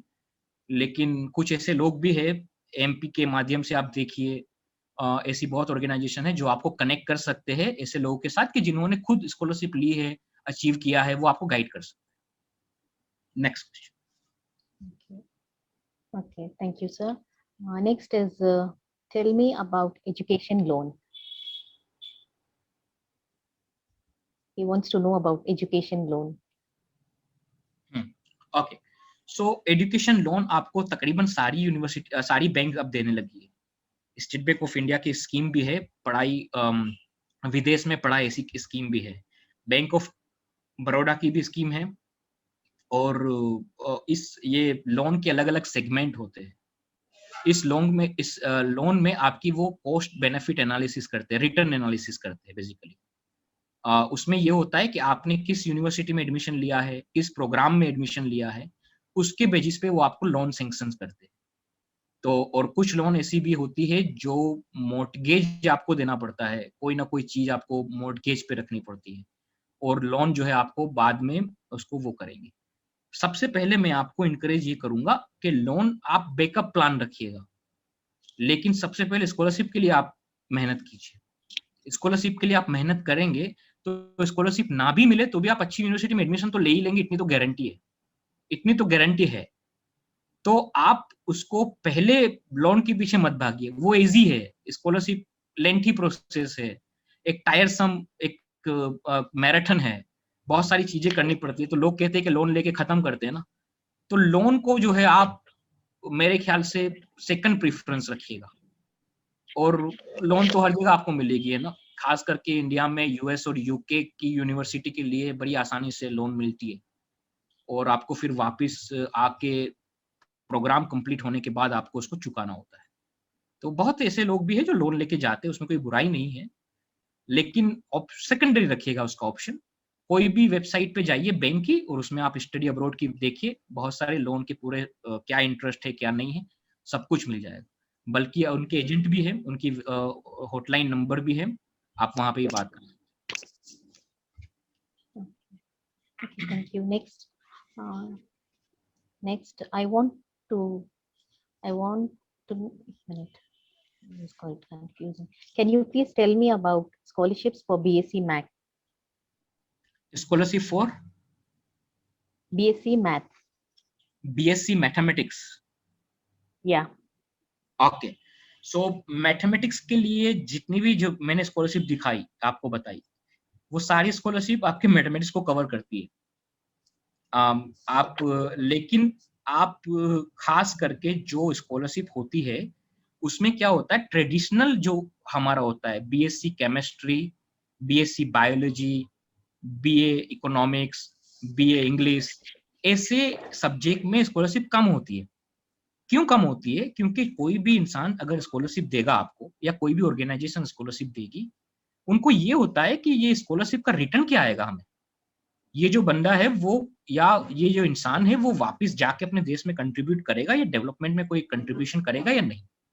तो इसलिए आप क्या करो, आप मैथमेटिक्स के है बीएससी में, तो आप डेटा साइंस में जाइए, आप मैथमेटिक्स के जो सब्जेक्ट में रिलेटेड फील्ड है आप उसको देखिए, क्योंकि ये फील्ड ऐसे है जो आगे बढ़ रहे हैं। डेवलपमेंट इकोनॉमिक्स, आप मैथमेटिक्स से बहुत अच्छा कर सकते हैं आप वहां पर। तो आप जो है ट्रेडिशनल मैथमेटिक्स ना लेते हुए आप इंटर सब्जेक्ट जो होते हैं आप जो है उसमें आप फोकस कीजिए, और उसे बहुत अच्छे अच्छे ब्रांच है, डेटा माइनिंग है, डेटा साइंस है, इंफॉर्मेशन एंड टेक्नोलॉजी है, मैनेजमेंट इंफॉर्मेशन सिस्टम है, ये इस तरह के जो है प्रोग्राम आप देखिए। हालांकि you are eligible in most of scholarship that I have mentioned. Okay, next, are there scholarships for undergraduate medical courses abroad? Undergraduate medical programme के लिए जो है आप डिफरेंट कंट्री की डिफरेंट रिक्वायरमेंट होती है। आपने जो है 12th कर लिया, और 12th के जो आपके मार्क्स आए, जैसे कि आप यूएस में ओपन बोर्ड एग्जाम होती है, वहां पे आप बैठ सकते हो, मेडिकल एग्जामिनेशन जो होती है। फिर बहुत सारे हमारे यहाँ पे चलन है बहुत ज्यादा, यूक्रेन, रसिया, चाइना, अजरबैजान, देश, वो आपको मेडिकल का पैकेज देते हैं, वहां पे ले जाते हैं। तो वो भी आप देखिए, क्योंकि वो स्कॉलरशिप वगैरह नहीं होती उसमें, दे आर नो स्कॉलरशिप, वो आपको सेल्फ फाइनेंस फंड करती है। लेकिन एक स्कॉलरशिप बहुत अच्छी है, उसको कहते हैं SAARC medical exchange program. SAARC करके, सार्क का मतलब ये होता है कि साउथ एशियन कोऑपरेशन जो कंट्रीज होते हैं ना, इसमें श्रीलंका, बांग्लादेश, नेपाल, ये सारे लोग हैं। तो आप जो है इस कंट्री में क्या है, रिजर्वेशन है। सार्क कंट्री के जो है, आप श्रीलंका में जाके मेडिकल कर सकते हो, बांग्लादेश, बहुत सारे स्टूडेंट्स बांग्लादेश भी कर सकते हैं, बांग्लादेश भी जो है, आप बहुत सारे स्टूडेंट्स जो है वो बांग्लादेश में भी कर रहे हैं। तो ये सार्क कंट्री के एक्सचेंज प्रोग्राम में आते हैं। तो एशियन कंट्री का मेडिकल प्रोग्राम, तो आप सिंपली क्या करो, आप देखिए कि इंडिया कौन कौन से एसोसिएशन का मेंबर है, एशियन, सार्क, इस टाइप के। आप फिर उस वेबसाइट के जाइए और वहां पे देखिए कि उनके मेडिकल की क्या मोबिलिटी क्या है, तो उससे बहुत सारा आपको जो है आइडिया मिल सकता है। Okay. Okay, thank you, sir. And the next question is from the panel. Can you help AMP to set up international scholarship guidance desk for helping students to apply for scholarship? So generous you are. First of all, let me acknowledge the effort that AMP doing. That is really, really amazing. First of all, I heard MP from my elder brother, Dr. Bilal Seth. And then I came in touch with Amir Idrisi Saab.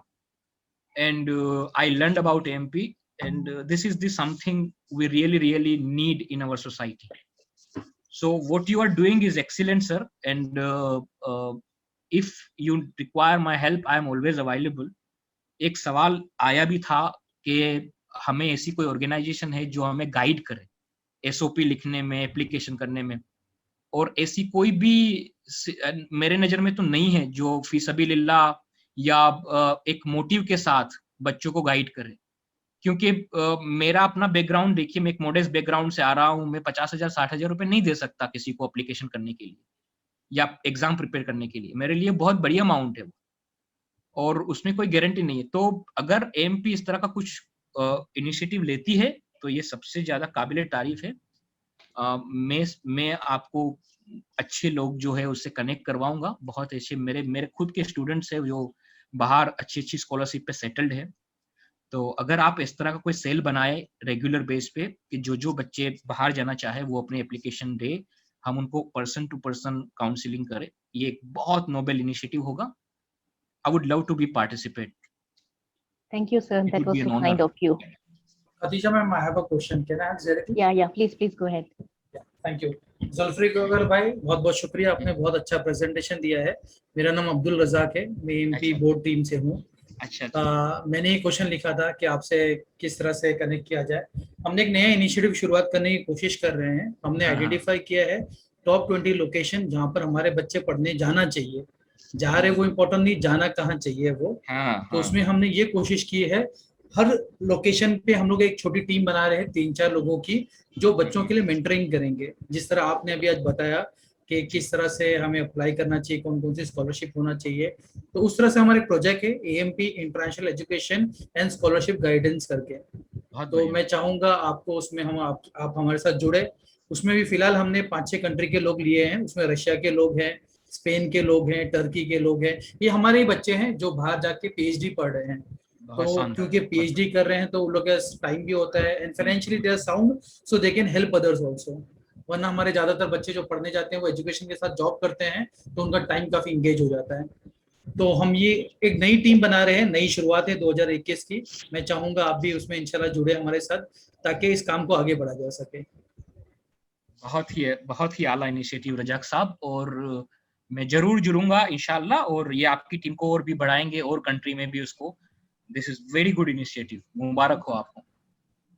Thank you sir. Back to you Khadija ma'am. Okay, thank you. Next question, how to get scholarships within India? Okay, तो India के लिए जो आप scholarship करेंगे तो उसमें कुछ organisation है जो मदद करती है। इंडिया में खास करके आपको, अगर आप प्राइवेट यूनिवर्सिटी में जाते हो तो वहां पे पैसे की फिक्र रहती है, लेकिन सेंट्रल यूनिवर्सिटीज वगैरह में तो आपको स्कॉलरशिप मिलती है, जरूरत नहीं है आपको लेने की। 2 टाइप की स्कॉलरशिप अवेलेबल है। नंबर 1, अगर आप माइनॉरिटी से बिलोंग करते हो तो माइनॉरिटी मेरिट स्कॉलरशिप अवेलेबल है। उसमें वेरियस शेड्स है, उसमें पोस्ट मैट्रिक स्कॉलरशिप भी है, उसमें प्रोफेशनल प्रोग्राम जैसे एमबीए वगैरह करो उसमें 25,000 रुपये आपको मिलते हैं पर ईयर। तो गवर्नमेंट की स्कॉलरशिप भी आपको है, जिसको माइनॉरिटी वेलफेयर की वेबसाइट पे जाके देख सकते हैं। दूसरा ये है कि there are so many organisation, जैसे कि एक मैं जानता हूं और जो बहुत सारे बच्चों को मदद करती है, वो है Islamic development bank Jeddah, IDB project. IDB जो है वो खास करके engineering, medical, charter accountancy, professional program को मदद करती है।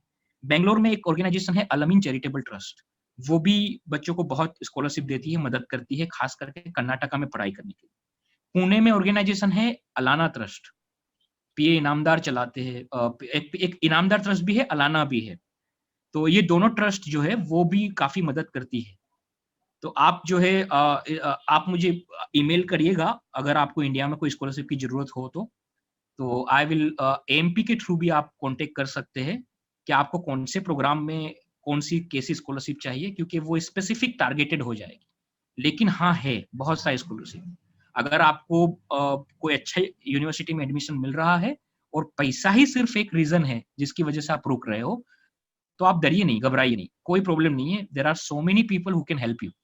लेकिन आप अपनी पढ़ाई की जो जर्नी है उसको मत रोकिएगा, और पैसे के बिना पे तो बिल्कुल मत रोकिएगा। ये बहुत बड़ा इंजस्टिस होगा, नहीं बल्कि आपके लिए ही बल्कि समाज के लिए। अगर आप डिजर्विंग है तो पैसा आपके लिए मैटर नहीं करेगा। एमपी में इतने अच्छे लोग हैं, मुझे पता है उन्होंने कोविड के दौरान भी कितने लोगों की मदद करी है। एक लेड बाय फाउंडेशन करके भी है यूके की, वो भी बहुत हेल्प कर रही है बच्चों को। तो आप हमें लिखिए, आप एफर्ट जरूर कीजिएगा, है ना। आप लिखिए, हम आपको टारगेटेड स्पेसिफिक आप बताइएगा कौन सा कोर्स, कौन सी यूनिवर्सिटी, फिर हम आप टारगेटेड बताएंगे कि कहाँ से आपको फंड मिल सकता है, स्कॉलरशिप मिल सकती है, मदद मिल सकती है। लेकिन ये गारंटी है कि आपको मिलेगी।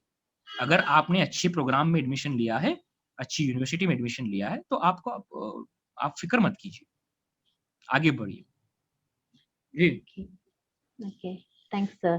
Next question. I have an offer letter from one of the UK university for MS.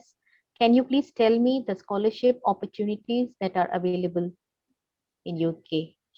देखिए, सबसे पहले तो मुबारक हो आपको कि आपको एमएस के लिए ऑफर मिली है। ये आसान चीज नहीं है। पहला स्टेप तो आपने इसको जो है फतेह किया, बहुत मुबारक हो। अब आपके पास बहुत आसान चीज होगी, आपने एप्लीकेशन की प्रोसेस, ये सब कुछ सारे हर्डल आपके निकल गए, ऑफर लेटर आपके हाथ में है। अब सीधा काम करना है आपको, ब्रिटिश काउंसिल की वेबसाइट पे जाओ, वहां पे तकरीबन 25 अलग अलग स्कॉलरशिप आपको मिलेगी। थर्ड पार्टी स्कॉलरशिप मिलेगी, चार्ल्स वेलेस स्कॉलरशिप मिलेगी, चेवनिंग गुरुकुल स्कॉलरशिप मिलेगी। आप जो है वहां पे देखिए कौन सी सुटेबल है आपके लिए, वहां पे अप्लाई कीजिए। रोड से स्कॉलरशिप है एक जो है आपको चार्ल्स वेलेस ट्रस्ट का जो है मैंने मेंशन किया है, एक ब्रिटिश काउंसिल की अपनी स्कॉलरशिप होती है, वो भी आप देखिए। अगर आपके आईएलटीएस में बहुत अच्छे मार्क्स होंगे तो वो स्कॉलरशिप भी आपको मिल सकती है। और तीसरा इंपॉर्टेंट चीज ये है कि ये जो ऑफर लेटर आपको मिला है उसके लिए आप कॉमनवेल्थ के लिए एलिजिबल हो गए। अब जब भी एमएचआरडी वेबसाइट पे कॉमनवेल्थ की स्कॉलरशिप आएगी, फौरन उसमें ऑफर लेटर के साथ अप्लाई कीजिए। The moment you will upload offer letter, आपको इंटरव्यू में बुलाने के चांसेस 50% ज्यादा बढ़ जाएंगे। अब तो बल्कि उन्होंने ऑफर लेटर के बिना किसी को बुलाते ही नहीं है, इंटरव्यू में किसी को नहीं बुलाते, जिनके ऑफर लेटर ना हो किसी को नहीं बुलाते। तो आप जो है 3 काम कीजिए। नंबर 1, ब्रिटिश काउंसिल की वेबसाइट पे जाइए, वहां पे लिस्ट मिलेगी। नंबर 2, आप यूनिवर्सिटी में देखिए कौन कौन सी स्कॉलरशिप अवेलेबल है, जहां से आपको ऑफर मिली है वो गाइड करेंगे आपको, वहां पे भी स्कॉलरशिप डिवीजन होता है। और थर्ड, आप कॉमनवेल्थ के लिए एलिजिबल हुए, कॉमनवेल्थ सेड और कॉमनवेल्थ जो एजुकेशन डिपार्टमेंट्स होती है, बोथ दोनों में आप अप्लाई कीजिए। Okay, thanks, doctor. Next question. Is Fulbright scholarship available for undergrad students also? ना, नहीं No. अवेलेबल है अंडर ग्रेजुएशन के Okay. लिए, है ना, मास्टर्स के लिए। Okay. And next question, is ACT as good as SAT? SAT. Khadija sir आप फिर से बोलेंगे, आई लॉस्ट Yeah. या Is ACT as good as SAT SAT? SAT के बारे में सवाल है ना, कि SAT is as good as ACT. ACT. अब हाँ. इस अब डिपेंड करता है, क्योंकि सेट जो है वो वाइडली एक्सेप्टेड है, स्टैंडर्डाइज एग्जाम है, कॉलेज बोर्ड उसको एडमिनिस्टर करती है। बट एससीटी जो है वो आप देखिए रिक्वायरमेंट, आप वो सब डिपेंड करता है आपको कहाँ जाना है, किस कंट्री में जाना है, किस यूनिवर्सिटी में करना है। तो अगर आप मुझे वो बताएंगे तो मैं आप दोनों में से क्या बेहतर आपके लिए होगा मैं बता सकता हूँ। बट दोनों ही स्टैंडर्डाइज टेस्ट है, सेट की एक्सेप्टेबिलिटी वाइडर है, वो wide many countries many university accept it, वो थोड़ा पॉपुलर है ना। Okay. So thanks. The next one, can you tell me the scholarships that cover PhD in human resources? Human resources, Yeah. Okay. So ज्यादातर जो है PhD जो होती है वो आपका एक प्रॉब्लम पे होती है। अगर आपका फील्ड ह्यूमन रिसोर्सेज है तो आप देखिए, जैसे मैंने जॉइंट जापान वर्ल्ड बैंक की स्कॉलरशिप बता रहा था, वो बहुत अच्छी है। उसमें ह्यूमन रिसोर्स डेवलपमेंट और जेंडर, ये सब में बहुत स्कॉलरशिप्स हैं। तो आप एक काम कीजिए, 2 वेबसाइट आप चेक कीजिए, joint Japan world bank program और ADB Japan world bank program. उसमें 50-60 यूनिवर्सिटी का लिस्ट होगा, आप देखिए और उसमें से कोई डोमेन आप सिलेक्ट कीजिए, कौन सा डोमेन हो सकता है। और एक दूसरी एडवाइस आपको ये भी है कि अगर आप पीएचडी ह्यूमन रिसोर्स में करना चाहते हो तो आप क्या करो कि जो ह्यूमन रिसोर्स के अच्छे रिसेंट पेपर आए हैं 2019 के 20 के, उसके प्रोफेसर के ईमेल निकालो और उनको ईमेल करो कि प्रोफेसर मैंने आपके पेपर्स पढ़े, मैं भी इसी डोमेन में आगे बढ़ना चाहता हूँ, आप मुझे गाइड करें, मैं कैसे आपके साथ काम कर सकता हूँ, आपकी यूनिवर्सिटी में काम कर सकता हूँ। इससे बहुत फायदा होता है।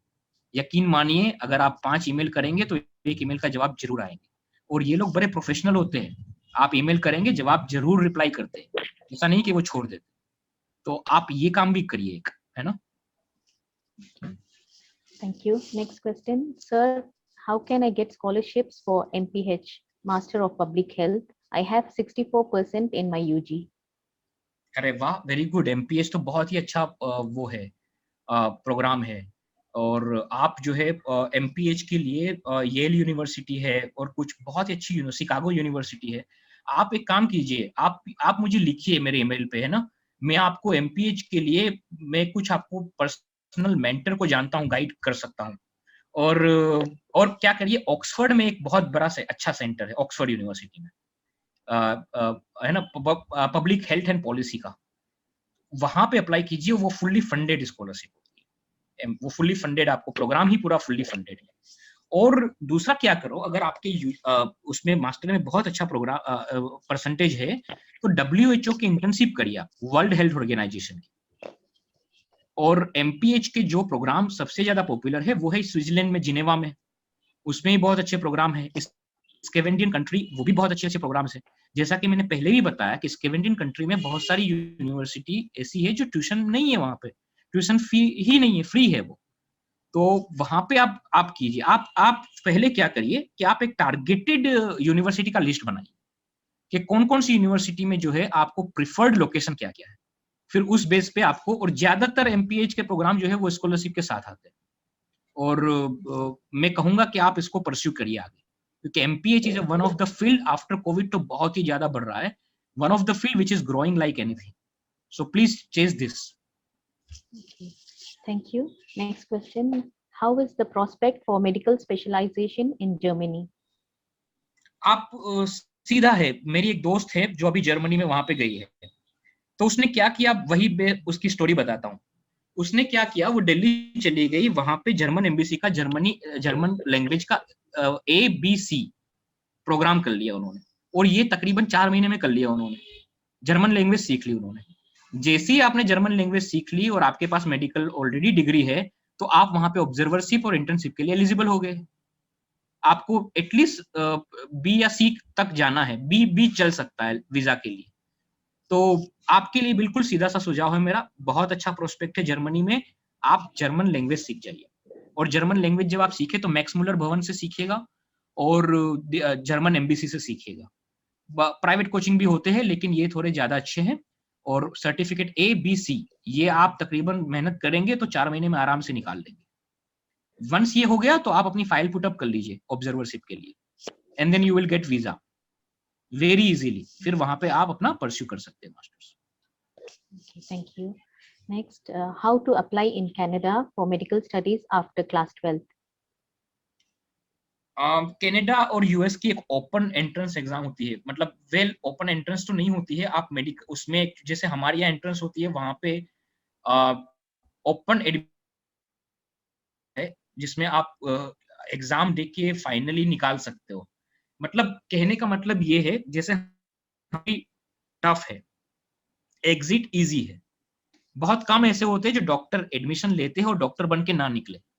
हमारे यहाँ तो फर्स्ट ईयर एमबीबीएस में ही डॉक्टर कहना शुरू कर देते हैं, लेकिन यूएस में बिल्कुल उल्टा है, एंट्री इजी एग्जिट टफ।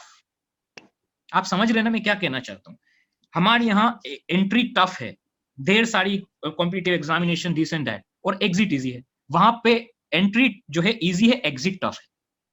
तो आप मेड स्कूल में देखिए, कोई भी जो मेडिकल स्कूल है वहां पे, लेकिन जब आप मेडिकल स्कूल में जाइएगा तो आपको स्कॉलरशिप नहीं मिलेगी, ये भी याद रखिएगा। स्कॉलरशिप जो है वो मेडिकल फील्ड में बहुत कम है, बहुत कम है, क्योंकि मेडिकल इंजीनियरिंग इस टाइप के फील्ड जो होते हैं वो लोग ये समझते हैं कि इसमें इंसान का खुद का ही उनका ही भला है, उसमें समाज का क्या भला है, वो तो खुद कमाएंगे ना। तो इसलिए इस टाइप की स्कॉलरशिप बहुत कम है। बट आप कोशिश करेंगे तो आपको कुछ ऑर्गेनाइजेशन मिलेगी जो सपोर्ट करे। तो आप उसको परस्यू कीजिए स्पेसिफिकली कौन सी मेड स्कूल है वहां पर और उसकी रिक्वायरमेंट क्या है ना। अलग अलग कॉलेज के अलग अलग यूनिवर्सिटी की रिक्वायरमेंट अलग अलग होती है, तो आप आइडेंटिफाई करना शुरू कर दीजिए कनाडा की medical schools. Okay, thank you, sir. Next, sir, if we are eligible for more than one scholarships and already have applied for one, can we apply for another one? आप अगर 2-4 scholarship apply करते हो तो उसमें कोई बुरा नहीं है, ऐसा करना भी चाहिए एक्चुअली, क्योंकि आपको श्योर नहीं है कि आपको स्कॉलरशिप ये मिलेगी नहीं मिलेगी, तो ये अच्छी बात है। Don't put your all eggs in one basket. तो आप अप्लाई कीजिए जितनी भी यूनिवर्सिटी, और आप एक स्कॉलरशिप सिंसियरली अप्लाई करेंगे मेहनत करके, और सेकंड स्कॉलरशिप करेंगे तो आपको मेहनत बहुत कम पड़ेगी क्योंकि थोड़े से मॉडिफिकेशन आपको करने पड़ेंगे।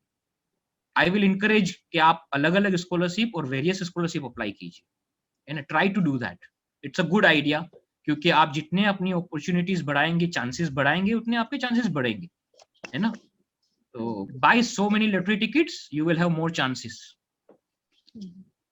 Okay, thanks. Next question, scholarships in India for CA. He wants to know more about scholarships in India for CA. And then the next part of the question is, and then for postgraduate MBA abroad, any scholarships available? MPA means Master of Public Administration? No, this is MBA, yeah. Master of Business Administration, yeah. Okay, MBA, MBA, okay. So पहले MBA के लिए scholarship मिलती थी। I am giving second answer first. पहले MBA के लिए scholarship मिलती थी, लेकिन now they have started not to give scholarship, but MBA की जगह पे MPA, master of public administration, master in gender studies, master in women empowerment, master in health policy. अब जो ट्रेंड है ना पिछले 2 साल से, ये ज्यादा है।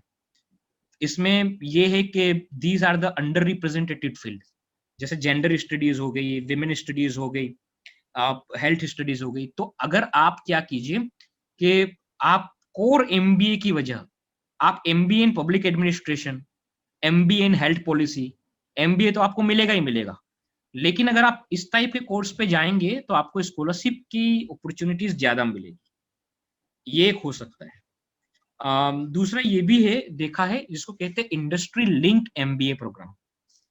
There are so many candidates I know personally, इन्होंने UAE में कंपनी में जॉब किया और फिर उस कंपनी को कन्विंस किया to fund their study in MBA। ये भी होता है। फुलब्राइट में पहले MBA के लिए मिलती थी, लेकिन अब फुलब्राइट ने उसको थोड़ा सा चेंज कर दिया है।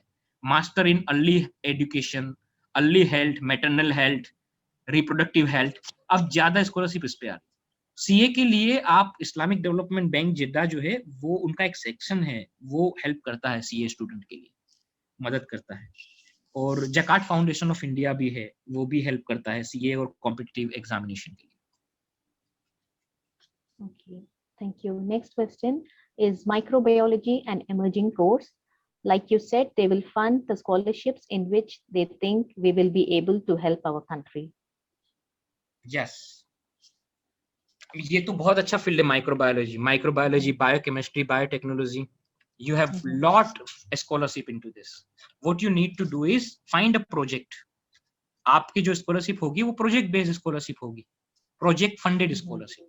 तो आप क्या कीजिए, आप लैब के लिए कोई भी जो प्रोफेसर है उनको अपनी लैब के लिए कन्विंस कीजिए कि आप मुझे अपनी लैब में काम करने के लिए दीजिए, और आप कोशिश करें कि यूरोप में फोकस करें।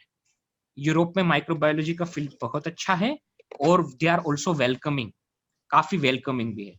आप फोकस करें, प्रोजेक्ट आपको मिले। It's called project based funding. उसमें ये होता है कि वो प्रोफेसर अपनी लैब में आपको प्रोजेक्ट देगा और जो प्रोजेक्ट से आपको स्टाइपेंड मिलेगा उससे आपकी स्टडी होगी। So it's a win win situation for both. So what you do is you start writing to the universities and professor. इस फील्ड में आप स्पेसिफिकली प्रोफेसर को भी राइट कर सकते हो। And there are specifically in every university एक page होता है जिसमें प्रोजेक्ट्स करके होते हैं, उसमें कौन कौन सी ओपनिंग है प्रोजेक्ट की, वहां पे आप अप्लाई कीजिए।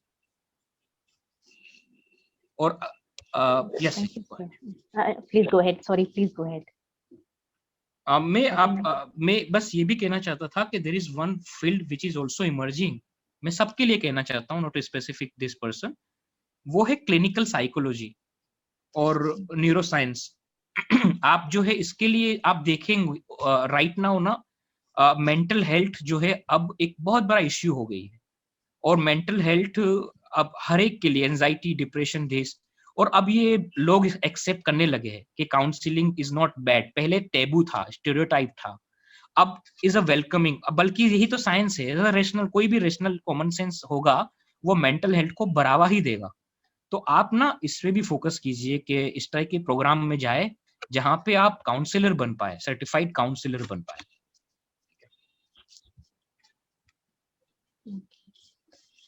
Okay, thank you, sir. We are running short of time, so I think we have to wrap up here.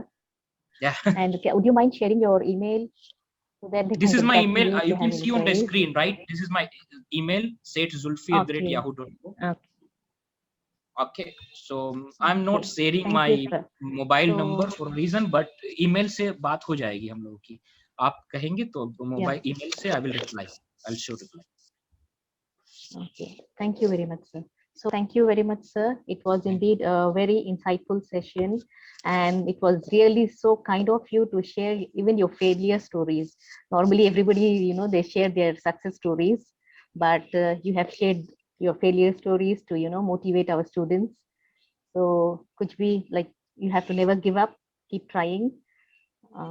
Failure is a stepping stone to success. So you have proved that. So I believe the attendees will have something to take back from today's session and exploit the scholarships available to chase their dreams. So this is the last session of the Career Guidance Seminar Series 1. Before we wrap up, I would like to thank our support staff, team members, speakers, students, parents, and all the attendees in successfully completing the CGS Series 1. So stay tuned. We will be back soon with CGS Series 2. Take care, stay safe, everyone. Work hard, dream big, and never give up. Assalamu alaikum wa rahmatullahi wa barakatuhu. This is